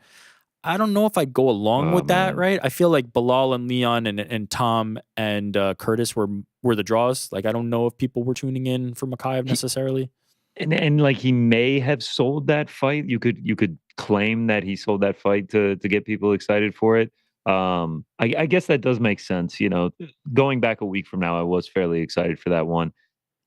But it doesn't really matter how much you sell it if you don't deliver once it's time to fight. I mean, just the fact that they did have security come into the octagon to separate them moments before having free reign in a fight, and then going almost the entire first round, throwing minimal punches. It was just a bad look. And then he doesn't get the point taken when he pulls Cobb's shorts down. At that point, it's probably going to end up being a draw. So, like, to me, I feel like that negates any selling of the fight that he did. And I'm not sure what all happened behind the scenes. Obviously, we heard about the sucker punch with the selfie getting taken and everything like that. So I don't know what happened behind the scenes. And I don't really know if the selling of the fight was beneficial to anyone other than maybe a few more fans were interested in it. Yeah, I ultimately agree with you. And I think the most important part of that is we don't know what happened behind the scenes, right? We don't know what the relationship was like with the UFC. We heard Dana White speak on it, that the matchmakers don't like him. But that has more of a factor in it to me than like, is Muhammad Mokaev like drawing a few fans to the arena? Like, there is a lot more going on because there are people who don't draw at all that are still on the UFC roster. So it's not that, right? It didn't come down to, is he big enough draw? It came down to, is he a big enough draw to counter all the problems that he's presenting, apparently? Again, this is all based on one person has said one thing or another. There's not like been consensus or confirmation on kind of what's happened here. So it's a tricky and unusual situation. But if what we have heard, the accounts of Dana White and even Mokaev himself saying that he did sucker punch Cop, like, it's just not a good picture and unfortunate. I agree.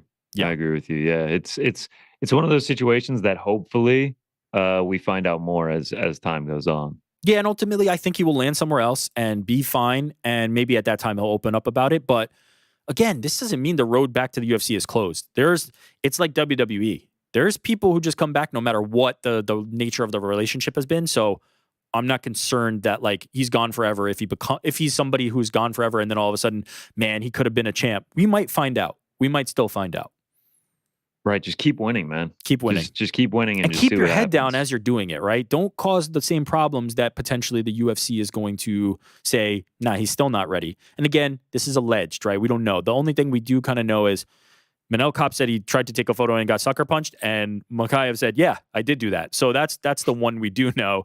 And then we know that the fight was uneventful, and he's pulling people's pants down and all that. So it's a hard situation for a guy that everybody knows is talented. But I don't think it's the end of the road, right? This is not like the death of his career. He will be successful. He might be a champion for another organization, and then maybe he comes back to the UFC. Maybe he doesn't. But there are ways to kind of still navigate the career for a very young and talented guy. 100%. Want me to bring limes? Oh, is that the commercial with who is it? Wonder Boy and yeah, Wonder Boy Holland? and Kevin Holland. Okay. Yeah, and they're up against the cage. Hey Rick, hey GC. In a turn of events, did Leon quotes Nate Diaz Belal in the last seconds of his championship loss? Is there a percentage of Leon fans who would say Leon would have won if it went 2 more rounds? Also, I bought a 2K ticket to Noche UFC back in June. Now it's going for like 3.8K on StubHub. How much of a jerkhole move to the community is it to resell to the highest bidder? What would you do? Okay, let's start with number 1.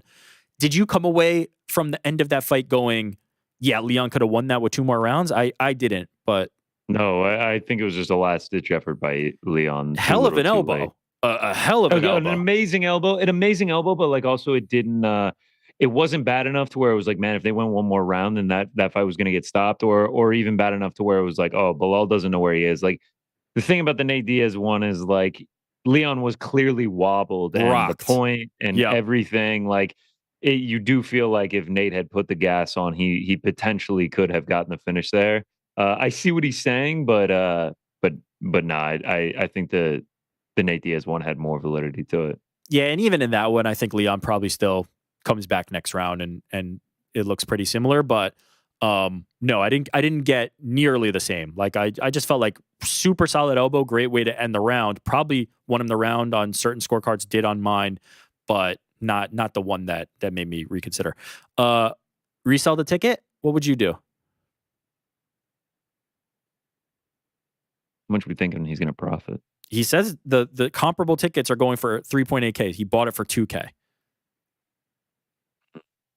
So you're essentially you'd be like after fees. What are you looking at? Like you're probably gonna start with 2K, go home with what, 5K after fees, 5,200 after fees. Man, I don't know. The money's already out of your account. You know, as long as you didn't like pay this off on just like a credit card. It's going to be a pretty unforgettable night. Dana has said it's a one-off. It's a risk-reward thing. That's what it always is with sports. It's just like, what do you want to happen that night? Are you a Merab fan? Are you an O'Malley fan? Valentina, Alexa Grasso, just a plain UFC fan? You don't really care what happens as long as it's exciting fights? Because there's a world where you go and like you're disappointed by the outcome, and then you're always going to think that. Like, I actually do have a similar situation. It's obviously football, but Georgia football was playing Alabama in 2015. We were undefeated. We were favored. It was like one of the only times Nick Saban has been an underdog. And I was just as excited as could be. I'm a student there and everything. On my way to the stadium, which I get the student tickets for free. On my way to the stadium, and someone offers me $400 for my student ID to get into the game. I can get a new student ID for $20, so I would have profited $380. I'm like, no way, man. I got to go to this game.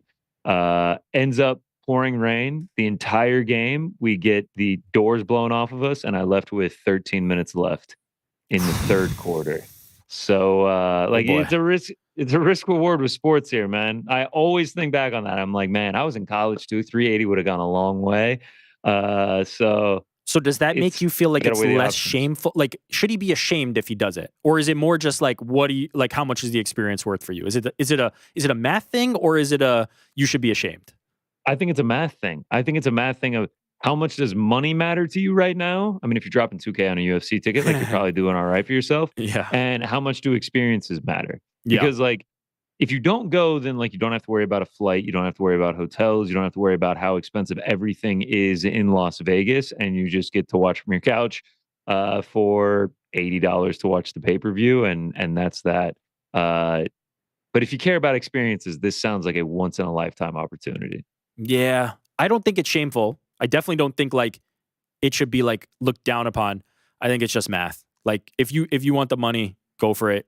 If the experience is worth whatever it'll be after fees and all that, I say just go and have a good time. It will be a once in a lifetime. So just enjoy that. I have multiple friends that have gone and seen concerts, and they have said it is an unforgettable experience to go to the Sphere. So I imagine the one of one, at least for now, for a UFC event, would be pretty special. If you were willing to drop $2K, think of it as, man, I got this for such a great bargain compared to what people are paying for it, and just really like enjoy the hell out of it. That's probably where I would go. Either way. Don't look at how expensive tickets are if you're not going to sell it. Just be like, I'm going, and it's going to be amazing. Big Money says, hello, Ariel and pals. 3rd time's the charm. I guess he's asked this question 3 times. Choose one. Me? 500K to show. Oh, so when you were telling that Georgia story, it would have been a great time to have the It's Tough Connor drop, but Frank still hasn't got that. Still waiting on that one. There's a channel for that one. Choose one. I mean, you find all of them, but I mean, you request one from me. I have to find it myself. I see how it is, dude. I see how it is. Okay, 500K to show, 500K to win. You're the main event at UFC Apex 100, and performance bonuses are 50K. So that's one option. Oh, yeah. 250K to show, 250K to win. You're a prelim headliner at Noche UFC Riyadh Season 306. Performance bonuses are 100K. So let's do the quick math on that. So if 500 to win, you're potentially making you're making $1,050K bonus if you win. For this option, if you win everything and you get the bonus, you're making 600K. Also, I told my boss that I need Riyadh season off from work. What date should I mark on the calendar? Thanks, and have fun in Paris. Go Bills. It is a no-brainer, right? 500K to show. Like, what would the argument be for the other one? Yeah, I'm not really sure. Prelim headliner? I guess. Yeah, I guess because you would get to be at the Sphere show, and like that's all great. But like if I don't know what else to say. Other than, like, if you're a fighter, you want money. You already have the win and show guaranteed by just showing at UFC Apex 100. You're also on the legendary UFC Apex 100 show, which is invaluable in its own right. Your stardom that you can grow from that is going to be monumental for your career. Hunter Campbell, if you need help pitching anyone on UFC Apex 100, just give me a dial. I'm happy to be the spokesman. Yeah, I mean, this is actually, in all seriousness, it's a no-brainer. Yeah, I'm taking the 500K, because then if you win, now you're a milli deep. Now you're 400,000 more than the most you could possibly make from the Sphere show. We're talking guaranteed 500K. There's no debate. Okay, Jimmy, random question, but just curious if GC happens to know Ben Rothlisberger's 3rd down conversion rate. Appreciate it, Jimmy. The 3rd down miscues. Yeah, but I think he's saying, like, how is he having this many miscues? How good is he on 3rd down? But that's very funny. It's so good, man, because you worked at ESPN as well. Yes. I have been at the control rooms there. They are stressful, high energy environments, especially if you're working on a live production. And typically, there is going to be one single person responsible for that mistake, and everyone else in the control room is going to be aware of who made that mistake. Something was firing off. Like, I don't know how that happened, how you got this transition graphic from 2021, because that was the last time he played any football. So it could have even been earlier than that, from like an NFL live show or like a Sunday countdown or whatever it was, how that got into the system and how it just continued to fire. Whoever that was, I know that it was the biggest like sinking feeling in their stomach. I feel so bad for them, but also from the outside looking in, it was objectively hilarious. It was so funny. Yeah, and I think a lot of people pointed to like the UFC broadcast, but my interpretation of that is like that when the UFC was feeding back to Bristol, that came from the ESPN side, because there's no way somebody sitting on the UFC side is sitting there with Ben Roethlisberger graphics. Oh, that came from Bristol for sure. So when it got transmitted, it was a PA, or maybe like an AP at highest. Probably doesn't make a ton of money early in their career, and definitely was bugging out when it happened. And then we're getting the sound checks and the multiple cuts to weird stuff. Checks, like, I have made many mistakes in production, many mistakes, and there is nothing like that sinking feeling of realizing you made an error. Like, I'll never forget one time we were interviewing Aaron Judge, and I forgot to start, and it was like we had 10 minutes with the dude, and I forgot to start the recording for it, and we got halfway through it, and I saw that the deck was not rolling on it, and it was just having to like nut up and tell the producer, I was like, we have to restart the entire interview. Like, this is so bad. The sinking feeling that you get for production errors is the worst. Yeah. Would you try to see the bright side of this and put on your resume that you were the Ben Rothlisberger third down miscues guy for the UFC broadcast?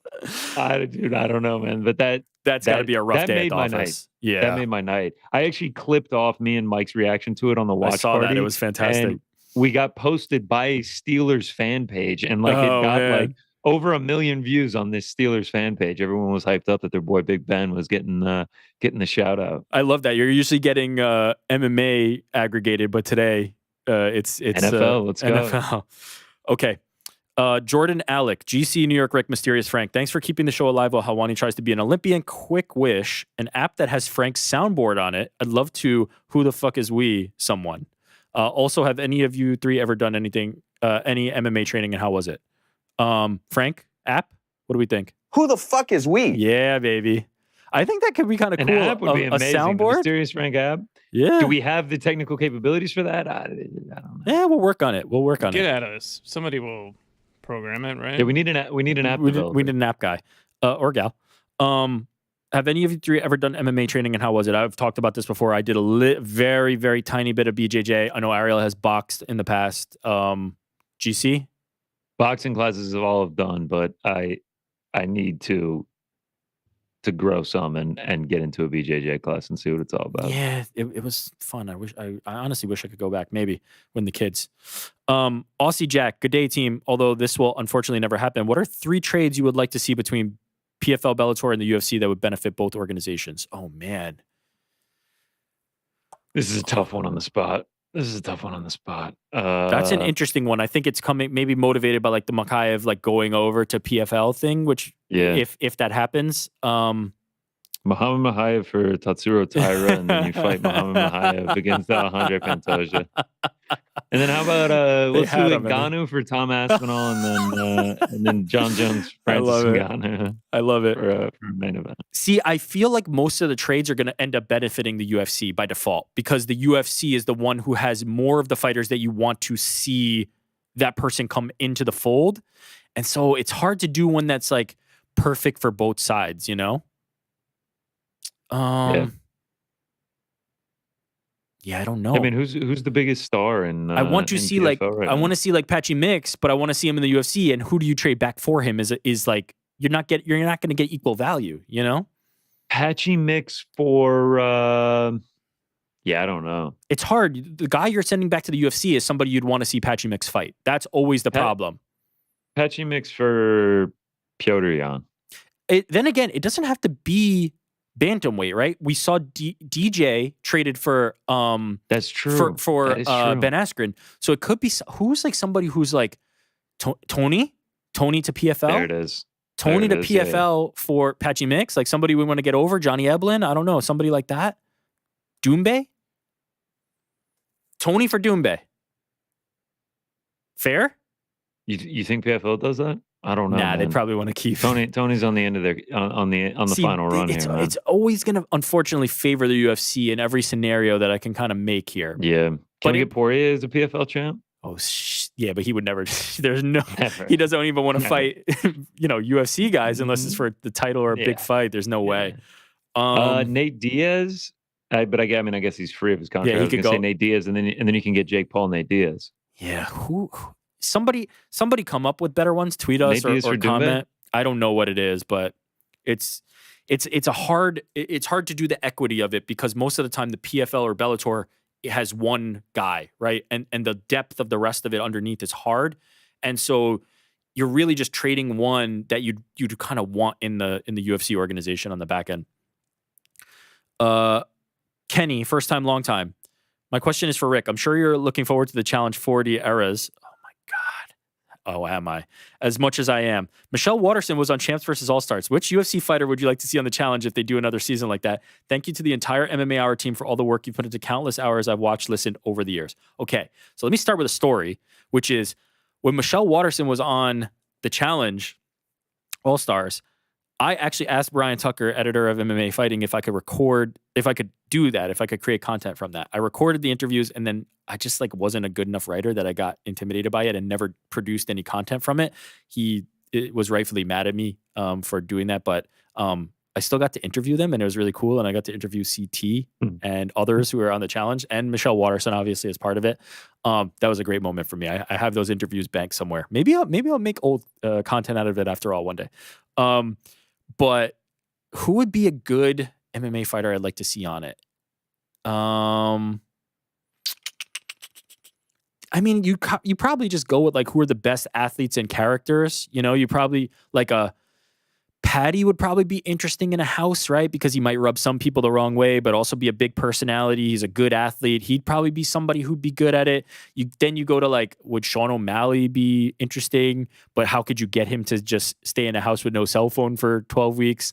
There's probably a lot. Like I'd almost also be interested in like a Tom Aspinall, who's like very understated but kind of like funny and probably would win people over, but then be a fantastic athlete and possibly win the show. Almost anybody. Hell, if you just tell me there's going to be some MMA fighters on the challenge, I'd be extremely interested. One World of the Challenge is just, I have no idea what it is. Okay. I don't know anything about it. Okay, hold on. Let me lay out here first. Let me do this for you. So the challenge is a reality competition show, like a Survivor, like a Big Brother, like a Bachelor, reality competition show. But the conceit is, in the past, the conceit used to be, let's just get a bunch of 20-somethings in a house, get them drunk, and then make them compete as well as, you know, do the life stuff. It led to a lot of drama. There was tons of house drama, then some real competition. What inevitably happened is the drama was too much. There was too much drama. They were getting too drunk, too much real fighting. A guy named CT is very famous for beating the shit out of people. And so they moved more toward professionalism. The house drama went down and the real competition went up. And naturally, you see guys returning with these very impressive physiques to compete. And it became more an athletic endeavor than it became a drama endeavor. We still get good drama when it's working perfectly. You get the house drama and the athletic competition. But it's actually become like this very like hard athletic competition. And so it's that is what the conceit of the challenge is like partying, fighting in the house, and athletic competition. And so a lot of these MMA fighters would probably do very well just because of the athletic element of it, but also like would probably bring some good drama. And also, you can't fight them, right? Everybody in the house is like, I'm the big tough guy. You're not fighting them. Can't fight the MMA Can't fight the Definitely MMA can't guy. fight a Tom Aspinall. There's one guy. So there's a guy named CT who's a very like big, muscular, loose cannon guy. Like, as I said, he's gotten into real physical. He comes around for multiple seasons. Oh, people who do this like 15 seasons deep. Like he's like, oh, geez. Yeah. It's amazing. There's a guy named Johnny Bananas who's did like 20 seasons and won like 8 titles. He's incredible. He's the Tom Brady of it. It's the best.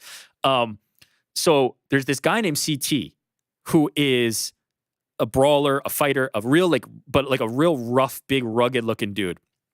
And on that season that Michelle Watterson was on, he basically bullied Terrell Owens. He basically was so like aggressive with him and so mean with him and handled him so like roughly, and also seemed like he could probably maybe fight him, that Terrell Owens just quit the show. But he just undressed him on TV, and like he's kind of like a very intimidating force. It was something to behold, but that was a great season.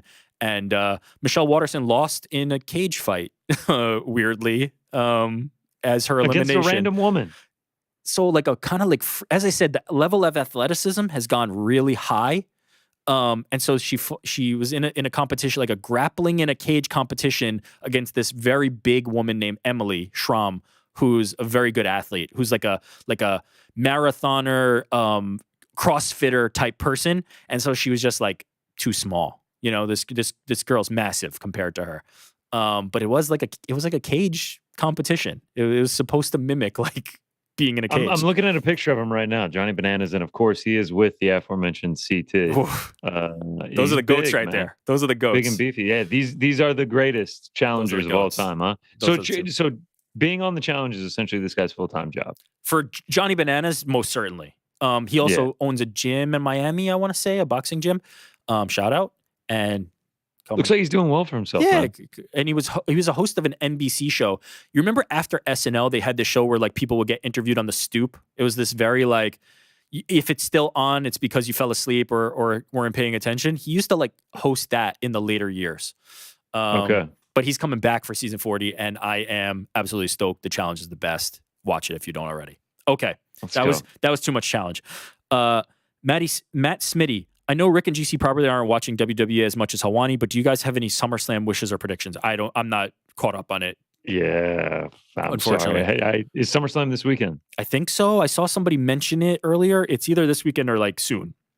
Yeah, I don't know a thing about it. Don't know who's wrestling. Don't know where it is. Yeah, don't know. We're not versed on this. We rely a little bit on Helwani to keep us like. Oh, for sure, for sure. Honestly, if it wasn't for Helwani, I wouldn't know anything about it. Yeah, I am still on the WrestleMania Royal Rumble. Yeah, those are the two. That's about all biggest. you get from it. This is like the one under that. This is like a big deal, but it's not those two.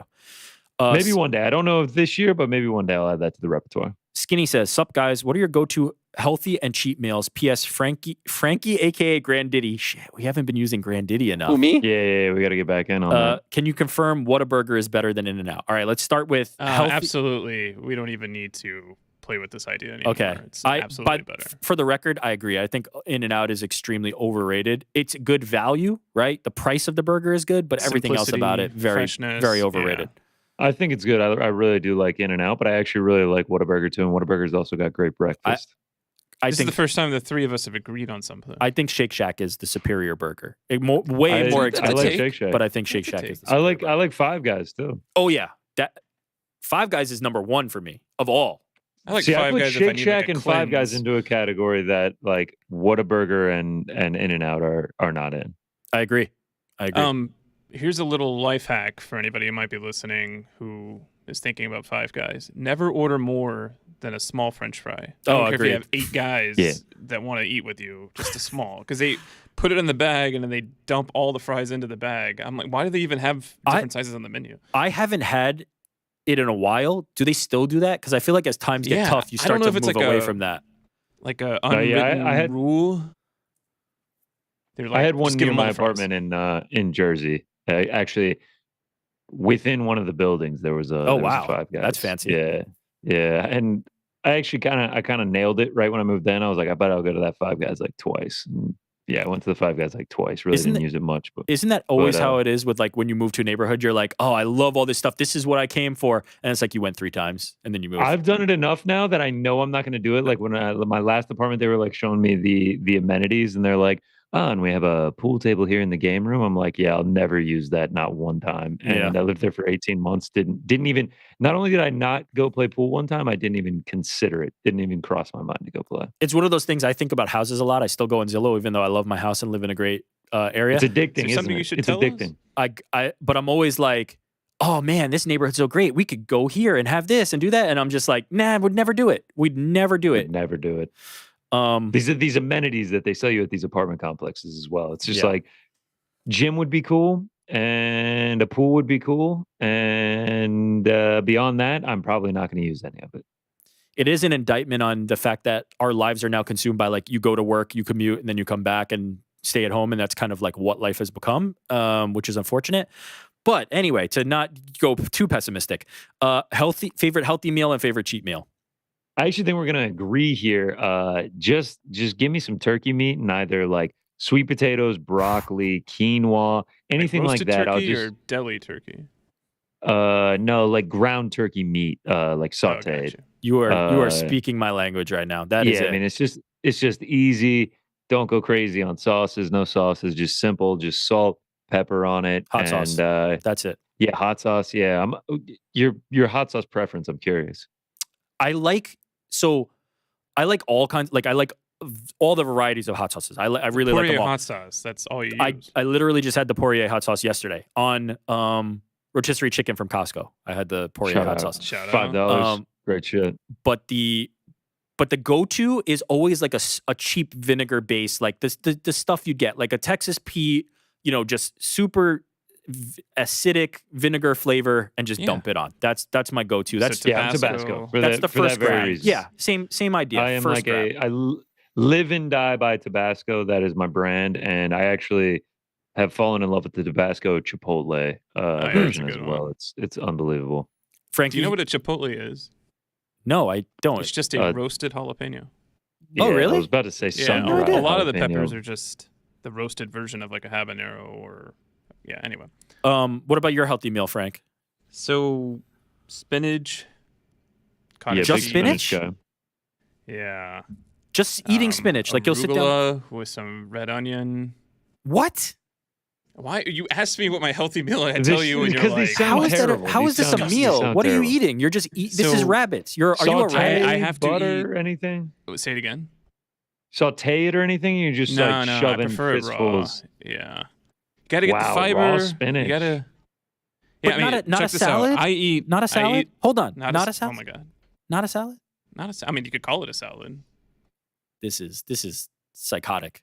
So you say you just eat it? Do you could just go handfuls of arugula and then take a bite of a giant red onion? Put some dash on there. Cut up some red onion. Throw that on there. Mm-hmm.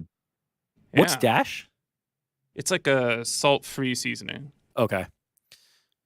You're familiar with cottage cheese, right? I don't have to break that one down. Yeah, we've shared many cups of cottage cheese. It's a bonding some Triscuits. Experience. But this is not you're not making a meal here. You're just like that is a meal. That was my breakfast this morning. Christ, so this that is a meal. My ass. Wait, the cottage cheese or the spinach? I did arugula today. Arugula, red onion, Triscuits, and cottage cheese was your breakfast this morning? Yep. That is. I have to eat half of my meal is composed of. Is it non-starchy vegetables? Is it fair, Connor? Would you call that a snack? I'd call that a snack. Wow. I wouldn't call that a meal. I'm going snack for that as well. Yeah. Okay. Okay. Cheat meal. What are we doing? Man, I don't really have a go-to. The Whataburger, Frank? Is that what you were saying? No, my cheat meal would be also the healthy meal. The onion. Man, I don't have like a go-to. I mean, I love all types of food. So like, just going out and getting something good, whether pizza, burgers, anything. I mean, giant trays of sushi, Greek food. I have a giant breakfast, get the pancakes stacked up, chocolate chips. I don't have a go-to. It's always something different. I'm the same way. I don't have a go-to, but if it was one thing, it wouldn't be a meal, but it'd be candy. Like have to have candy if I'm just off the reservation. Yeah, I am a big sweets guy. I've learned with age. I like very rich. Like, give me like a cake, give me ice cream. Like, I don't need like a couple Sour Patch Kids. Like, I need like a 2,000 calorie slice of cake. Yeah, I like it. Which is why my cholesterol is just through the roof. Brian Dixon. David Lynch would have some strong words to say about Frank's terrible take on The Wizard of Oz. I agree with you. Jesus. Wait till he hears about Superman. Man, oh yeah. Man, I did some escape rooms over the weekend. I did 2 escape rooms. I love multiple escape rooms. Oh, I tried. He lives in Amityville, so anytime you go into a building, it's an escape room to get out. That was a very good joke, Frank. That was a very good Frank. joke. Yeah, I wish I had thought of that one. I love escape rooms. I try to do them all at one time, so you can knock off all the ones that place has, so you don't have to return. That's kind of the MO, right? You just do like, they have 4, let's do 4, and let's just knock them off.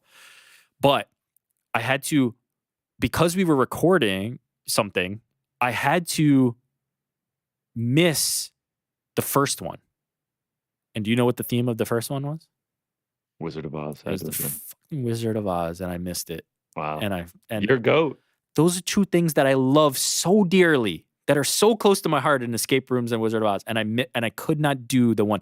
They had to reorganize the thing because we were supposed to start earlier, but I had to record something, and then they pushed it back, and then it turned out the first one then became Wizard of Oz, and I missed it. Can you put a number on how many escape rooms you think you've done? Several hundred. Several hundred. Wow. Yeah.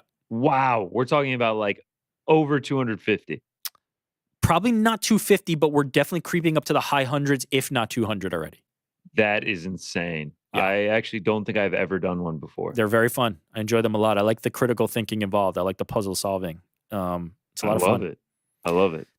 Was that the first Wizard of Oz one you have encountered? Yes, that's a very rare one. And they told me afterwards, to break my heart, that there's a thing, because a lot of these are like, it's not just like look at a puzzle, do a puzzle, and then leave the room. They're like dramatic. They try to be immersive. They have themes, and they kind of keep things going. And so this one, they said, there's a moment where you're sitting down and the room starts shaking as if the house is flying, like when it's going to Kansas, and everything's monochrome outside. You open the door and its color when you get out the door. This is next level, yeah. How far is this from your crib? This was in Jersey, actually. This was in... so this is a trek. It's a trek. And so because of the recording, I wasn't able to make it in time. And so I believe the place we went to was called 13th Hour. Shout out. They have a Wizard of Oz escape room. If you're trying to go do escape rooms. But it broke my heart. It really broke my heart. Hey, speaking of you being in Long Island, you're going to be able to pick up some Funk Harbor. Yeah, baby. He mentioned one of the retailers was in Massapequa. That's close to me. That's real close to me. So let's go. Yeah, maybe I'll try to go over see them at the event he's doing. I think he said Friday on Long Island. So yeah, maybe get a little FH in the house. The beyond the terrible takes on Wizard of Oz, which you both have. Frank, do you use Letterbox app for logging your film viewing? If so, what's your handle? Are you a Letterbox guy, Frank? You know what? No, I've never even heard of it before. Serious? This tracks with, now. Previously they asked me about Discogs in Last FM, which are similar in the music world. I guess I could do that. Yeah, so it's literally like you just track, like it says what your current status is. You're tracking, sort of and you join like reviewing. A community. Yep. Yeah, I've been seeing it a bunch. I haven't started on it yet. I might download it. This is why I can't join it, is because I watch a lot of movies, and I will feel unfulfilled on the fact that I don't have the previous ones and don't want to take the time to go back and have them. So I feel like it would be incomplete and not representative, even though I'd be building forward. And so I don't want to do Fiverr it. And ask somebody to do it for you. But then they have to sit and ask how many movies. Yeah, you got to do a whole thing. So related to this, I recently purchased a 4K Blu-ray player after coming to terms with the fact that UHDs are probably the last physical media, and for some reason the hipster in me is like, that matters. Yeah. So I have only been purchasing movies that I have like a strong affinity for. I've been reviewing them. I'm only getting the ones that are like in steelbox or limited editions, so I can limit the collection. So I've been watching a lot of good film. Like I watched Alien again. I watched Dune. Heard of it. Heard of Alien. You watched the 1980s Dune, huh? No. I finally watched the 1980s Dune a few months ago. I had to force myself to watch it all. Yeah. I like briefly scrolled through it one night, and don't worry, because David Lynch just briefly scrolled through the book while making that movie. So it was just so funny because they had like the similar scenes, but it was just 40 years earlier and like way less cool looking. Yeah, definitely. But you still haven't watched Alien, right? No. Oh. Yeah, we got to get you on Wizard of Oz, Alien, the original Superman movies. But that's a combo for another day. Okay, real quick, I can say, did you guys watch? OG Superman's never happening. What a miss! Such a great movie. Yeah, just can't. Connor, you ever had like indigestion before, like bloating, that sort of thing? That's what watching Superman feels like. So you know what's up. You have no taste, Frank. You're. Did you guys go watch the Deadpool Wolverine thing? I did. See How was it? I have not seen it yet. If you are a fan of the Deadpool series, it's fan service. If you're looking for something that's like larger for the MCU, it might leave you a little bit longing, but it was more like a fun ride for the self-contained kind of thing it was. And if you're a fan of the Deadpool movies, you'll like this because it's a Deadpool movie. Well said. Ryzen fan asks, UFC 304 was not the main the MMA event of last weekend. It was Super Ryzen 3. 48K fans, I'm assuming that's attendance. Over 500K pay-per-view buys. I believe somebody had mentioned that, maybe Saki Kabara himself. Production was miles better than the UFC. I think it's time to cover promotions other than the UFC. Well, there's the mention for that. And also, MMAfighting.com had coverage of Ryzen. So it has been covered. And they do great shows. And Japan is a market that like fans still are in and you could go to if you were an MMA promotion. Ian from Wigan. Hey guys, has Ariel gone to the Olympics? I don't think he mentioned it enough on Monday. Just kidding. Who would you say has the best entrance to the octagon of all time and also had the best entrance music of all time? Bonus question, would you rather give up coffee or alcohol for the rest of your life? Best entrance to the octagon of all time. I don't know. Like, what do you think? I think on that I do. I just had the reading of you saying that. Has Ariel gone to the Olympics yet? He didn't mention it yet. Just kidding. It was very Borat-esque. Best walkout? I feel like the Izzy dance is probably up there, right? Like Izzy it's dance just is great. so. I really liked the and obviously it was not in a winning affair, but I really liked the Brian Ortega Purge walkout. Purge. That was one Well, that did you hear that you're doing something special? Did you hear his explanation for that? No. Oh boy. It's dark. Okay. Seriously. Oh, it's dark.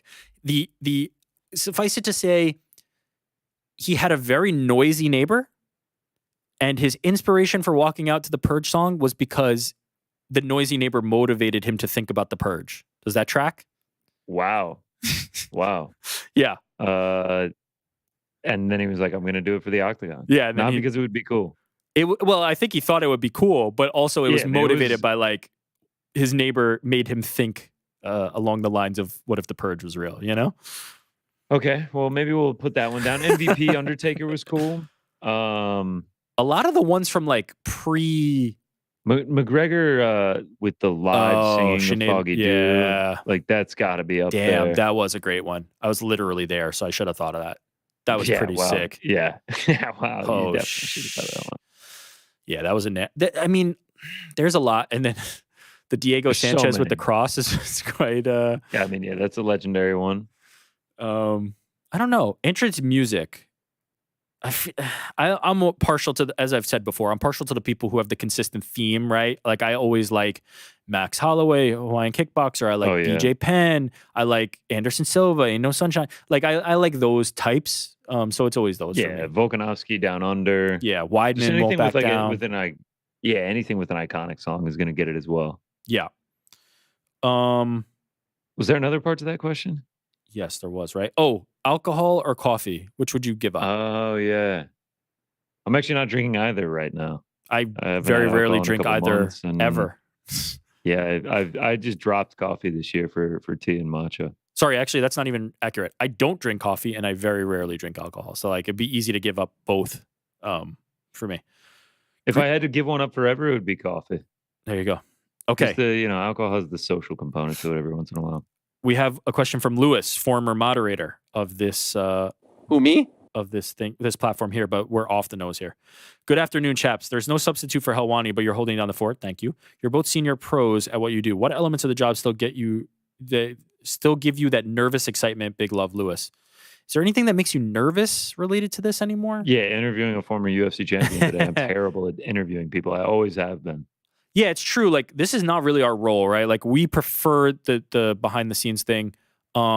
It's fun though. Like, I like talking to Aljamain, and I thought, we did a good job together. Other people will probably tell us we sucked, and the That's YouTube fine. comments will. That's fine. I can actually agree with them on my section of that. Yours, I will disagree heavily with. Yeah, I mean, it is in our wheelhouse. There's a reason that I do enjoy production. Like, I really like doing stuff on air, but also, sometimes it's best left to the big guns. I don't really get nervous about a lot of stuff related to this. Even like if I know going in, right? Like, as an example, like I'm not good at like the ad read or like the pro to camera stuff, the stuff that Ariel does. Like that's he's the best in the business. But it doesn't like make me nervous because I'm kind of just like, I think I'll do a good enough approximation that like whatever, like it will pass. Exactly. I don't get really nervous about a lot of stuff, to be honest. Like going on air, definitely. Like when I first joined the show, the first few times I did it, I was, quite nervous. Now, yeah, coming on air gives zero nerves. So hopefully, maybe one day we'll have enough guests join the old GC and Rick edition that interviews will feel the exact same. There's a lot of people clamoring for it. There's a lot of people clamoring for this. Listen, man, you guys just hit up my agent and see what's good. I agree. Our agents are the same agent, so you can just hit them up. Gabriel Cedeno. What's up, boys? Quick one. What would your nickname and walkout song be if you're an MMA superstar? Heat by 50 Cent. Oh, that's a good one. We've talked about this before, and I never really land on anything great. I think it would be something. Everyone goes with Many Men. I'm going with 50 Cent, but I'm going with Heat. As I've said before, I think I would go with something very low key. I wouldn't go like high energy. I'd be like very like relaxed. Like who is it? Akiyama comes out to like classical, kind of tenor music. Yeah, you're taking the exact opposite. I'm going for like murder rap. Like I need to get as hype as possible. Nah, I want to be calm. I want to be calmed on my way. Nickname, I don't know. Oh yeah, nickname. You have to be given a nickname. I feel like obviously New York Rick, but like you have to be given a nickname. Right. I think someone gives it to you throughout your career. Like, who was it? Arnold Allen said some drunk dude at the bar brought it up. Yeah. Give him almighty. Yeah. I feel like someone hands it down to you at some point. Hakeem the Dream. While Ariel is away, the kids will play. Would y'all dare move around MMA ephemera that is on set, or add something new and wait to see if Ariel can spot the difference? No, he would spot the difference, though. I can guarantee that.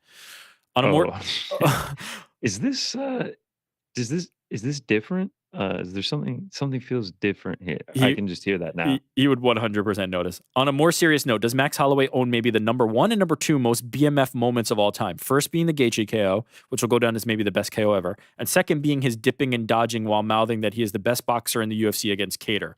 Obviously, there are dozens of moments, but I can feel those 2 moments like it was yesterday whenever I see them. In your opinion, what are the most BMF UFC moments? So first of all, those 2 are great, but he also has the point that everybody has like now tried to replicate. So like he's got 3 of the like most gangster moments. Yeah, the point, seeing Muhammad Mokaev do the point this weekend, I was like, wow, this has gone too far. This has gone too far. When people do the point and it just isn't what Max and Ricardo did, it just kills me. Yeah. And like both Max and Ricardo, and then doing it again against Gaethje and having the knockout. Both times he's 2 for 2. Like he's 2 for 2 on it. You can't go 0 for 1. You cannot go 0 for 1. If you point to the ground in a UFC fight, you have to accept that either you're getting knocked out or you're about to knock this dude out. Yes, there's a commitment to it that most people don't show, that Max Holloway, Ricardo Lamas, and Justin Gaethje did. Plus, like, can we talk about how nonchalant in the final moments of the UFC 300 bout, Max Holloway pointing to the ground was just like, come to the center of the octagon right here, right now, and points to the octagon. Like, it just feels too forced and too manufactured when it gets replicated. Like, it's his thing, and when he does it, it's just so cool. It's legitimately like magic. Anyone else that does it, like, it's just like, oh, the Max Holloway point from Timu, the Max Holloway from Wish, great value Max Holloway point. Like, that's what it is. Like, no one will ever be able to do it as cool as him. What's so rare about it, and I think this benefited Max in a certain degree, is it's hard to get both people to commit to it. That is the problem, right? Even if one person is down, it is very hard to make somebody else go, I'm throwing caution to the wind. In both scenarios, Ricardo Lamas was like, yep, let's do it. And Max Holloway's in, right? You automatically know Max Holloway's in. But Ricardo Lamas is like, yep, let's do it. And Justin Gaethje, to his credit, is also a crazy person who's like, yeah, hell yeah. Yep. But the gangster thing about that one more so was that we knew he was winning the fight, and Max was like, yo, let's still do it. That's what makes that one to the next level. It's just so gangster, bro. It will never be topped. It's such an iconic moment that you can just post, like, it's become a meme. Just like the picture of him pointing to the ground. People know what you're talking about. There's lots of BMF moments. Obviously the only ones that come to mind for me are recent because my memory is shot as I get older. But Izzy knocking out Alex and then that celebration, that whole sequence was just a series of BMF type stuff. The Alex, Chill Herb knocking out Jamal Hill was a BMF moment. Good. There's so much. Those happened on the same card. Like, there's so many things. Makhachev knocking out Volkanovski and then just hitting the shush. There's a million. When John Jones, the standing guillotine and just dropping the body. Oh yeah. Like there's so many moments, and like that's why you fall in love with the sport for moments like that. You don't fall in love for like 15-minute decisions that end in splitties. Like it's for those viral, insane moments. This used to be like the moment that everybody pointed to, but it has since kind of been lost to history. But Anderson Silva versus Forrest Griffin was like the original I'm him for MMA. Like, it was just like he styled on Forrest Griffin so badly that it just showed like he is not one of us. He is from a different cloth. He is not a human like the rest of us. And that was the original. And now there's like tons of people who are newer fans who don't even know Anderson Silva other than he lost to Jake Paul. Like, that's their Anderson Silva. Crazy. Or had a fixed exhibition match with Chael Sonnen. But yeah, that was that for me, that, and also I was in the building for that one. That was the one that really like set it off for me. but Max Holloway's kind of the BMF guy. Like, there's never been a more perfect BMF than Max Holloway. What? For now, 100%. Forever, for eternity. I mean, yes, of course, forever. But I'm saying, like, at some point, the way that sports go, there will be another one. Never. Max. Retire it. It's his. GC, huge fan. What's better, Pop-Tarts or toaster strudel? And if you had the choice between fighting... Actually, let's answer that first. Pop-Tarts or toaster? If you say Pop-Tarts, then you're crazy to me, in my opinion. Like, toaster strudel is just Pop-Tart upgraded to the nth degree. Like, it's warm, it's flaky, the filling is better. You get, like, the freshly squeezed icing on top. I love Pop-Tarts. I swear by Pop-Tarts. But, like, Pop-Tarts are like war rations, and toaster strudel is like 5-star chef. If you're comparing this, it's not even. They're not even in the same realm. Oh my god, that's great of conversation. It's toaster strudel all day. You're forced to cook a toaster strudel. Yeah, like I guess if you're a psycho, you could eat it frozen, but like you have to cook it, which means you're getting it hot and toasty, and you're getting the icing on it, and it's just like Pop-Tarts. There's been times where I've eaten cold Pop-Tarts right out of the silver foil, double stacked, just 2, no water, dry, and it's just like this. But this is the worst. Isn't that an advantage for Pop-Tarts in that sense? That like it's so flexible and versatile that you could do that? I guess, but if we're talking straight up flavor, straight up just culinary enjoyment, it's the toaster strudel every day. You want to know how much I love toaster strudels? I used to eat, and now I would never even consider touching this. I mean, you talk about made in a lab. I used to eat the toaster scramblers, which were like toaster strudels stuffed with like egg and bacon. Yeah, that doesn't sound appetizing.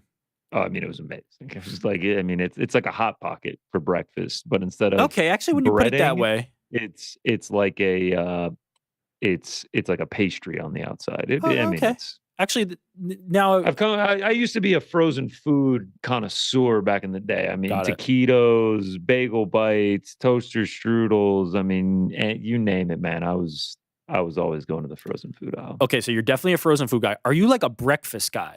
Are you like a breakfast is the one, or are you not?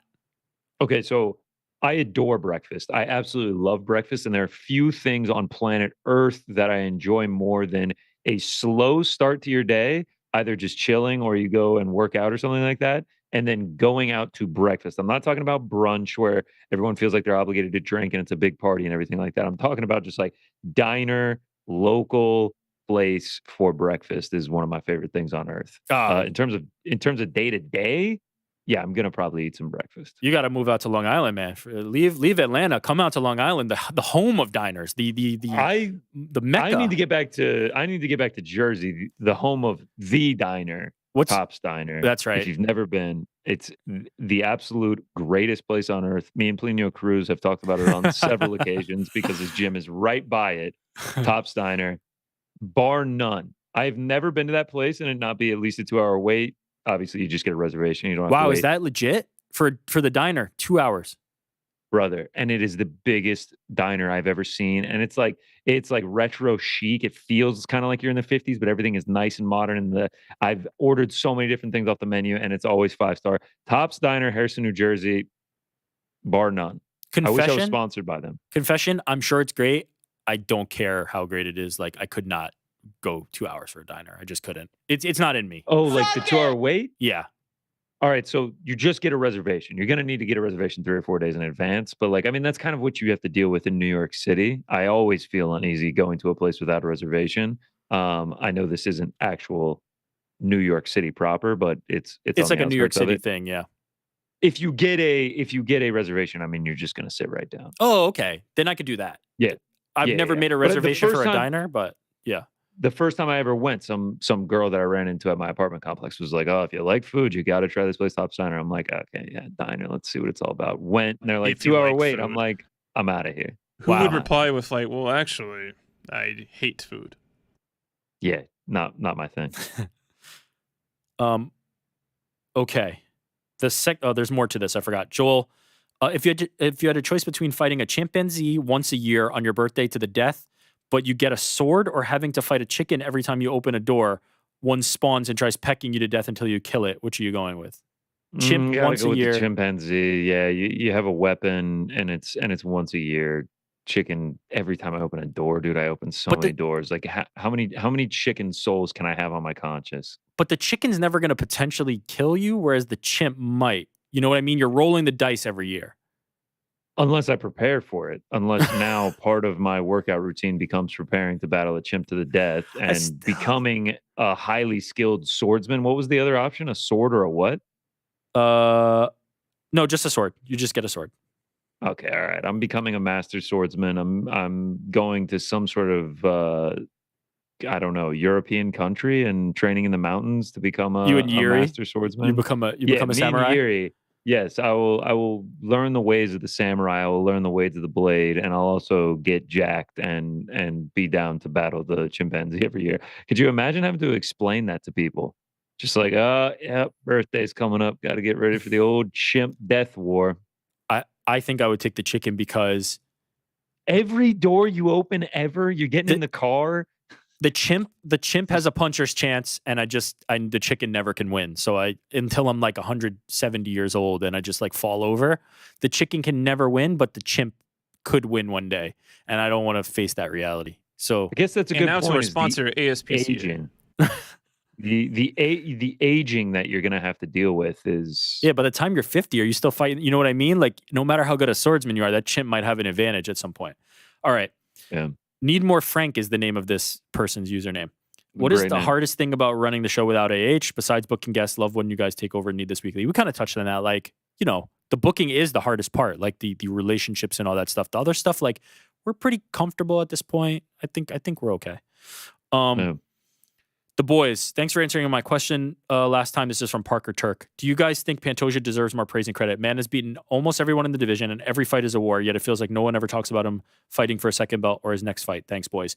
I freaking love Alexandre Pantoja. I'm an unabashed Alexandre Pantoja fan. Like, I think so this show is friendly territory if you're looking for a Pantoja love. We love Pantoja. Like, he's a gangster. I've loved him since before he took the belt. I mean, the many men, the story, the way that he fights, everything about him. He's amazing. And yes, he's been very good as the champion, and not only just good, but exciting. So, we love Pantoja. I think it would have been nice to see Mokaev, right? Like, I think that would have been an opportunity that people would get excited for. But I do think style-wise and fight-wise, like, Tyra's going to be potentially more exciting, or even Kaya Sakura could be more exciting. So like he's got some challenges. I love the idea of it opening up the Japanese market if we're able to get a Japanese champion. Or even just a great fight with a Japanese fighter is going to be big for the Japanese market. Like they would be like, yeah, he's the guy who was in there with Pantoja. Hey guys, long-time listener, first-time question asker. Something has been on my mind recently after Belal saying he would become the GOAT of his division, who in many eyes is considered to be GSP. Surely as the sport evolves and athletes get better, we can no longer hold them to the same requirements of GSP's resume to be considered GOAT status. If GSP was fighting lower caliber fighters compared to today's athlete, then surely it's much, much harder to accomplish what he did in today's divisions. I appreciate that GSP was still fighting the best of his era, but even he himself has commented on how the sport evolves. The fighters of yesterday would not fare well against the talent of today. I'd be curious to hear what you lads think on this. Surely you wouldn't hold the same accomplishments to the new generation in the same regard as the old. So there's a legitimate fair point to this, but I think the easiest way to compare those eras, which I think is still difficult, but the easiest way to rationalize it is you compare them to the competition they faced, right? GSP dominated the competition he faced. If you are not dominating the competition you faced, regardless of if that athlete is better, you are also better. You have had the benefit of better training, the sport getting older and more advanced, and different things that have put you in an advantage. The same way, if I transported LeBron James to 1960 or 70, of course he's going to shit on everybody there. But everybody in their era, you compare them to their competition. You compare LeBron to his era. You compare them to that era. And I feel like that's the easiest way to make point of differentiation. So GSP is still the guy who, in many eyes, dominated his competition the most. And if he's not number one, he's number two, right behind John Jones for most people. So that is what I would look for if Belal was able to dominate his contemporaries.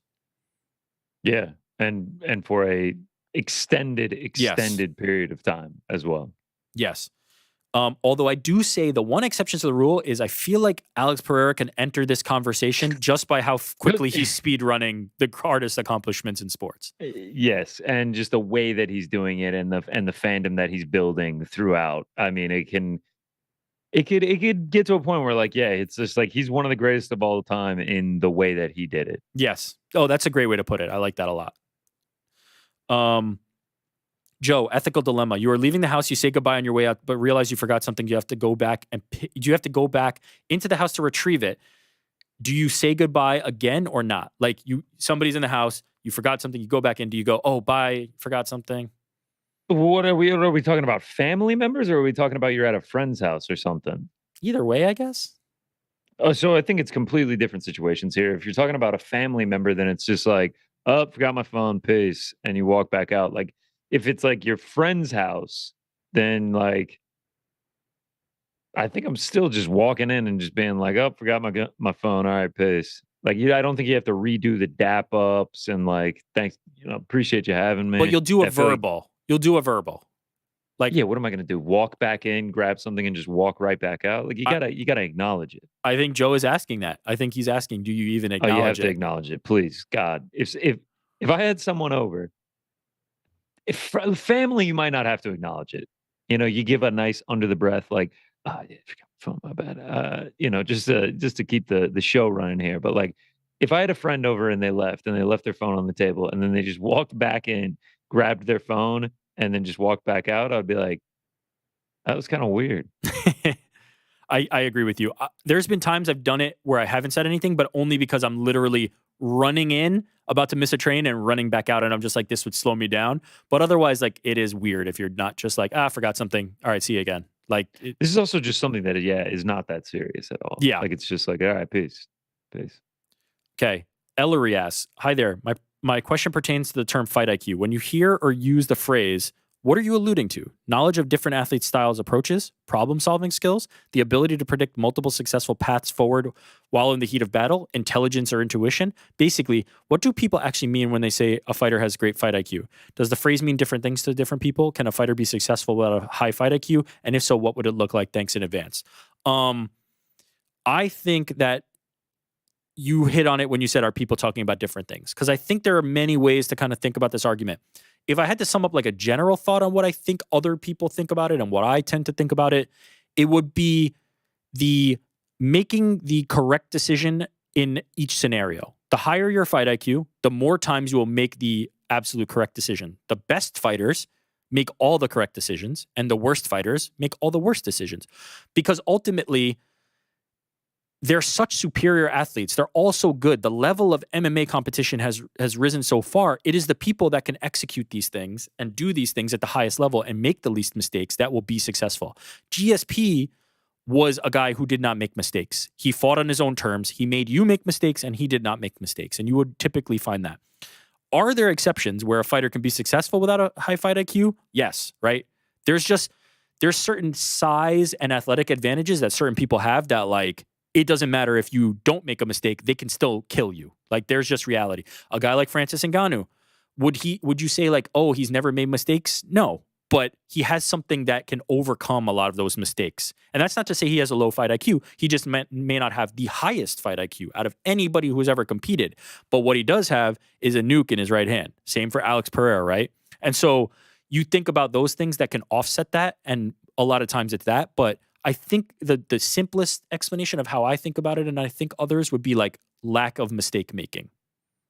Yeah, that's essentially what it comes down to for me. Like, you are making the decision that is going to put you in the best circumstance to win, no matter what is going on. Like, I mean, just like Bobby Green going for a takedown against a guy that has better BJJ skills than him, probably is not the best fight IQ. That probably doesn't open up the most likely path to victory for him, to me. Like, being willing to do whatever it takes to win and executing on that decision is how I view it. Yeah, so the problem solving is part of that, right? If the problem is, how do I win this fight? And your solution is, I'm going to shoot for a takedown against Paddy Pimblett, you didn't solve the problem correctly, right? So the problem solving is part of it. Pretty low. And also you have an advantage on the feet, right? The path to victory for Bobby Green is there. So it's that. It's you are solving the problem by not making the mistakes. You take the optimal path each time. I think that is what most would deem the fight IQ.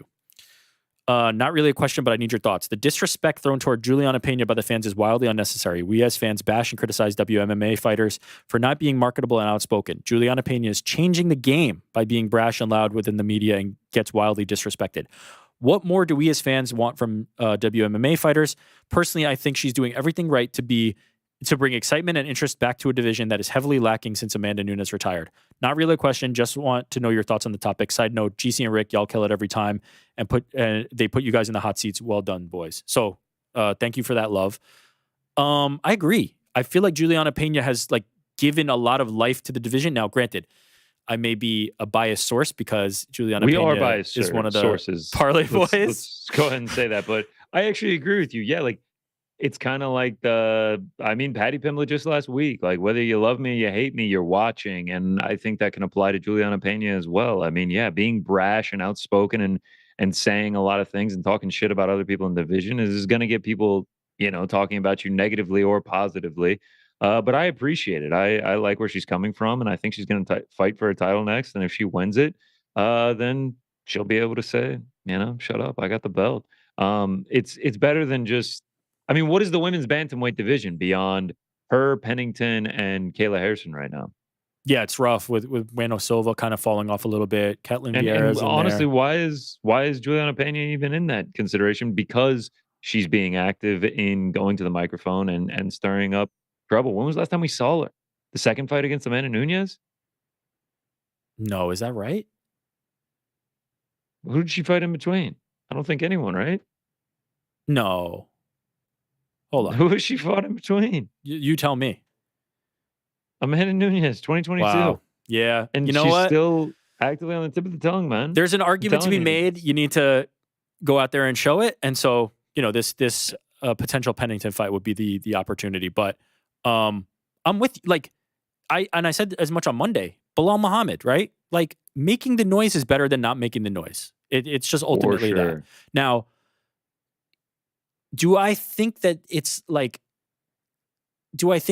is the highest level of elevated like trash talking there is, and that it's like, oh my God, I'll never forget that iconic line? No, but I would generally rather have some kind of interest and excitement and motivation toward it than everybody going like, man, every fight's a tough fight. This is my toughest fight ahead of me, and then my next one's going to be my toughest after that. And so I'm training real hard and preparing real hard, and I'm going to go out there and give it my best effort, and then we're going to see what happens. Like, it's just boring. I don't want to hear platitudes and things like that. So anybody who's willing to say something interesting, regardless of whether you agree with them or not, is going to have more of my attention. Do I always agree with it? No, but it's always going to have my attention.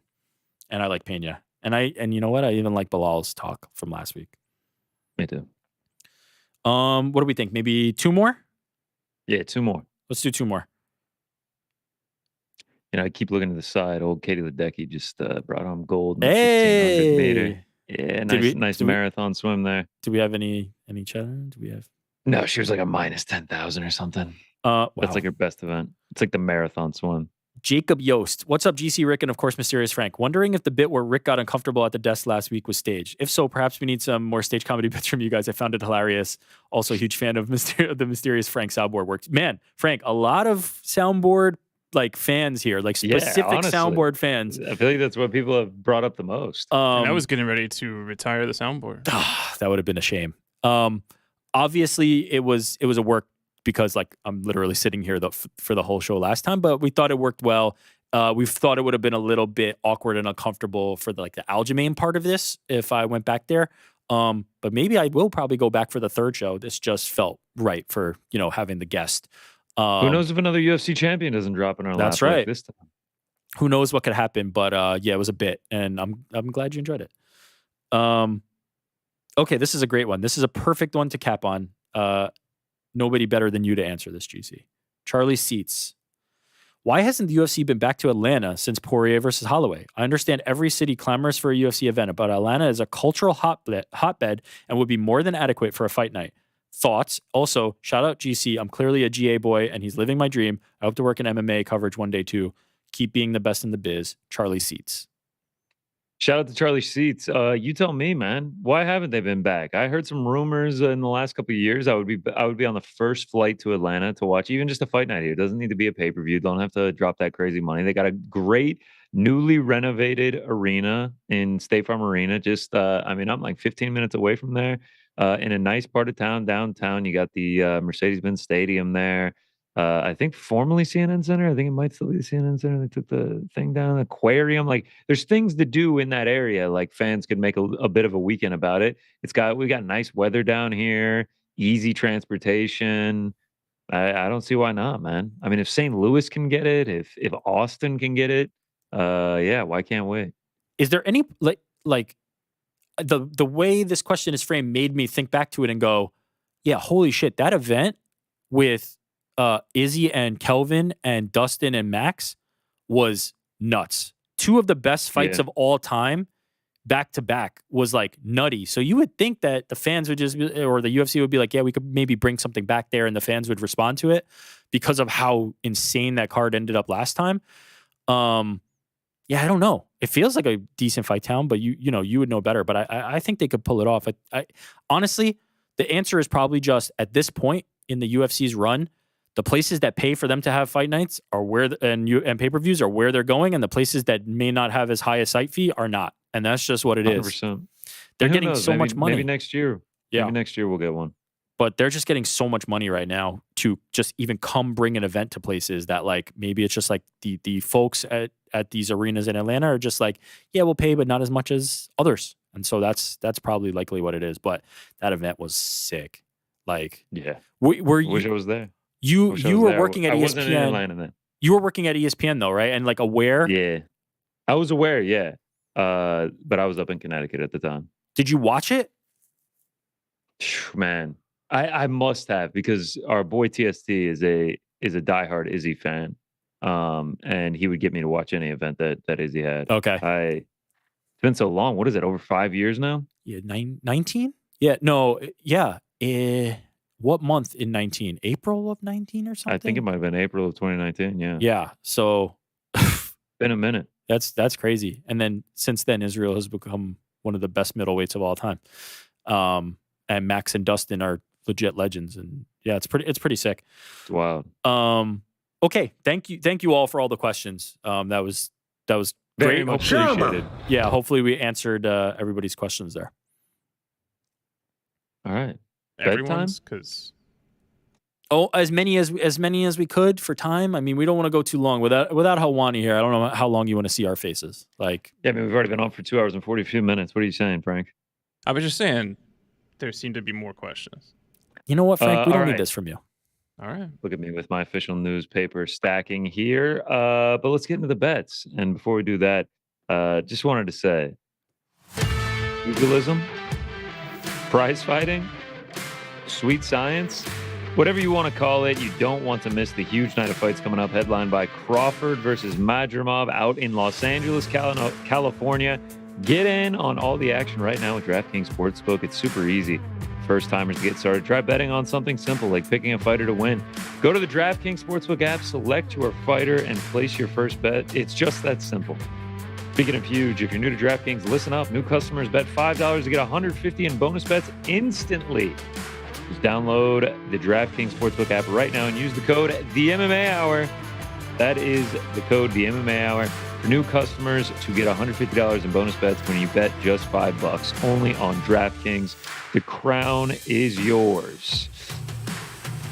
Gambling problem? Call 1-800-GAMBLER. In West Virginia, visit www.1800gambler.net. In New York, call 877-8-HOPE-NY or text HOPE-NY 467-369. In Connecticut, help is available for problem gambling. Call 888-789-77777 or visit ccpg.org. Please play responsibly on behalf of Boot Hill and Casino and Resort Kansas. 21 plus age varies by jurisdiction. Bonus bets expire 160 hours after issuance. Almost made it. Deposit and eligibility restrictions apply. See terms and responsible gaming resources at dkng.co/MMA.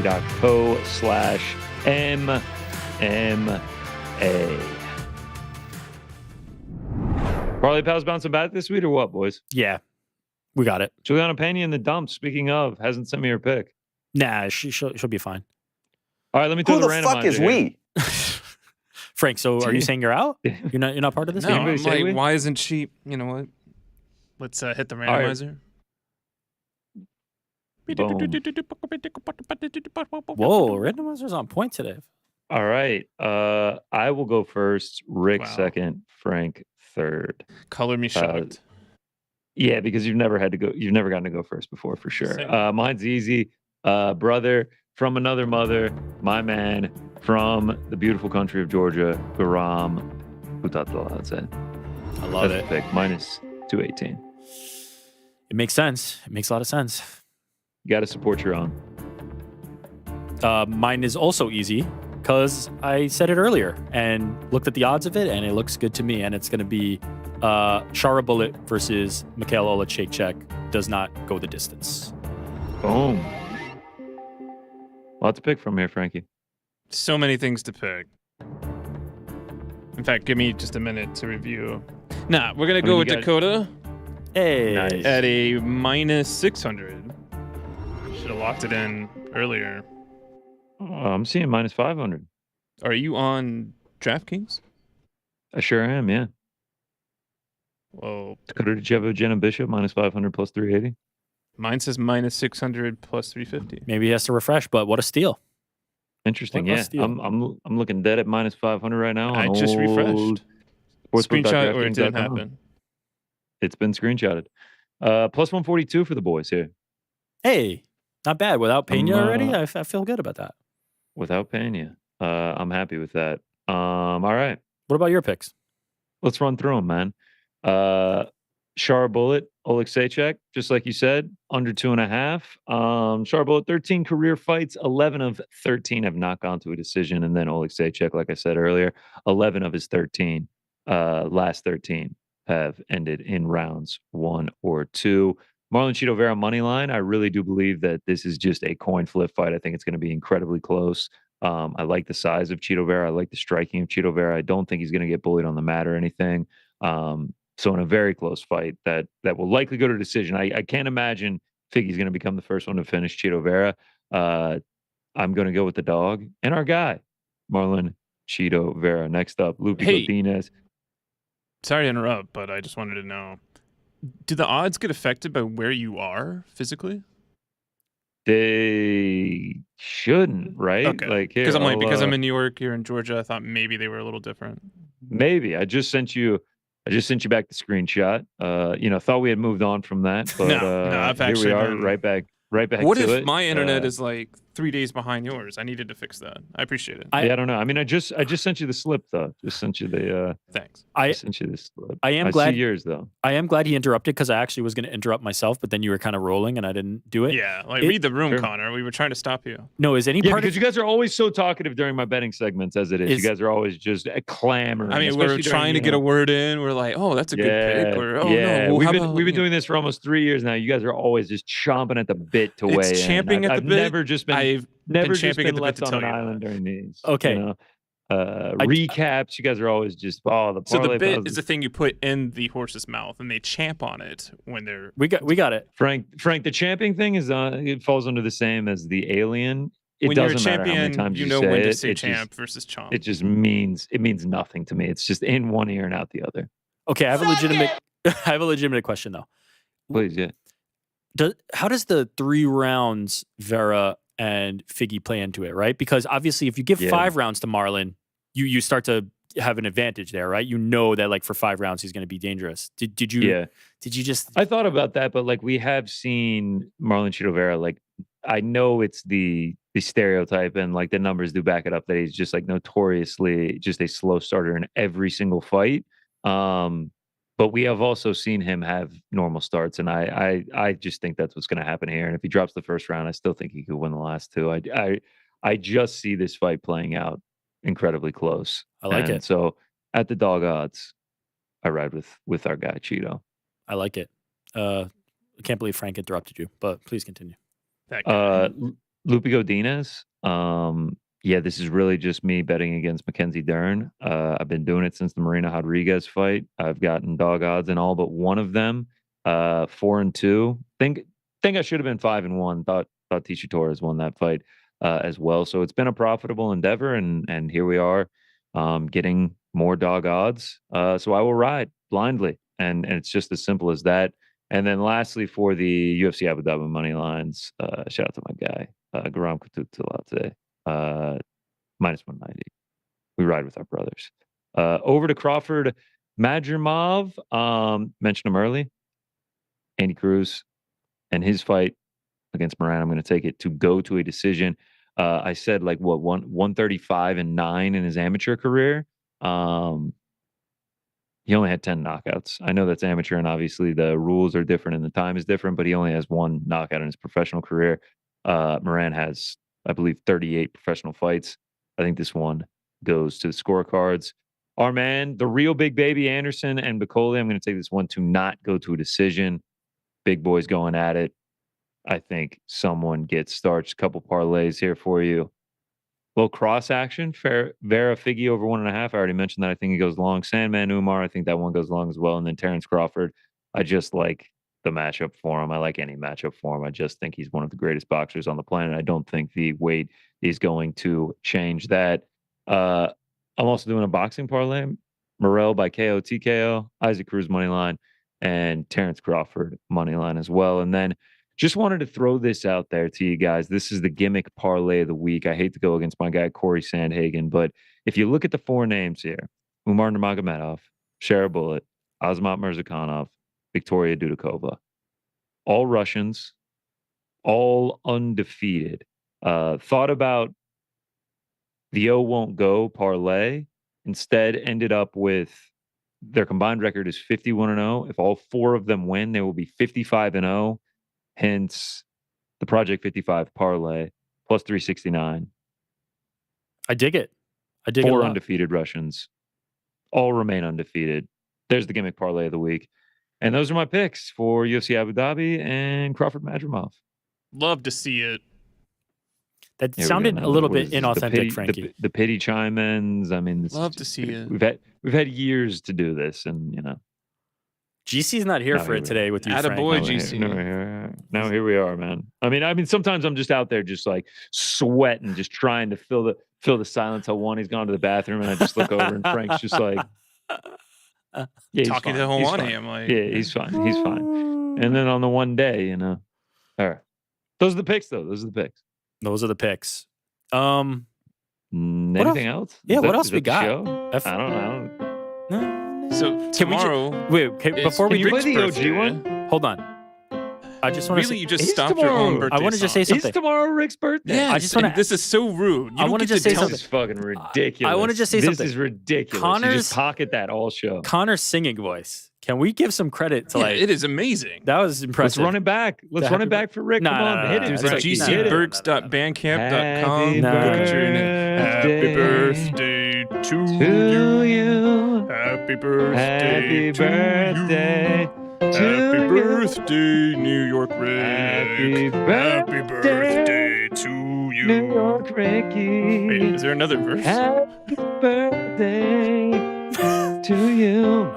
That you sat on that all show. You pocketed that tomorrow is your birthday. We sang birthdays. I put on this fucking hat. Like, this is a double birthday. And he was like, before we do that, no. You don't get to decide when someone says happy birthday to you. You're going to be shocked to hear this, but I'm not a big birthday celebration guy. So. I mean, that's not shocking at all, but like, you had to have thought of it. You were like, oh, it's Aljo's birthday. Like, you had to have been like, in mine's tomorrow. Well, he wouldn't shut up about it earlier. And then in the lunchroom, he was like, the goat knows the goat. Absolutely insane move. Thank you. Well, happy birthday, man. How old are we turning? Thank you. We will be 37. We'll be 37. Nice. We're turning 37. Big 3-7. We're getting old, plans boys. For the birthday? Yeah, we are getting old. Well, I mean, last time you said that, and then Hawani was like, "Yeah, how do you think it makes me feel when you say that and you're 30 years old and I'm ancient?" He's so old, he probably forgot.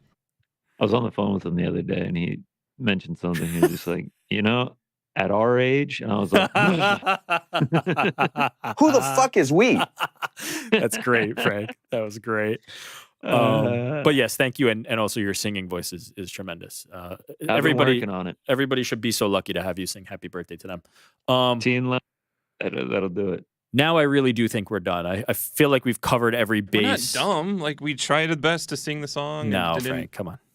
That joke. Was... One more of these bad boys next week. Huh? One more next week, baby. And shout out to Ariel. Obviously, I think it's always good to give a nod to the OG, to the originator of this joint. Thank you for letting us do this. Hopefully, you fans enjoyed it. And I think you can hit the Shout out to Aljamain Sterling, man. Thank you for joining the program. Thank you for being a very receptive interviewee. That was great, man. Shout out. Yeah. We got 45 minutes with him. That was tremendous. I think it added a little something. Let's get some Funk Harbor. Let's get some Funk Harbor going, true. man. Do we get a couple the Funk Harbor? daiquiris? Maybe I can bring one to set next week. I'll see if I can go to the van and I'll see if I can bring one to set. Frank, what's the best Funk Harbor, or what's the best rum drink? I know you're a big mixologist. That's a good one. The Atomic Daiquiri. What is it? How do you make it? What's in it? There's rum. There's a white rum. There's a dark rum. There's a 151. Oh, it's multiple rums. Oh, see, no. Let's just make simple daiquiris then. We'll make some fun. Oh, they have a gimlet.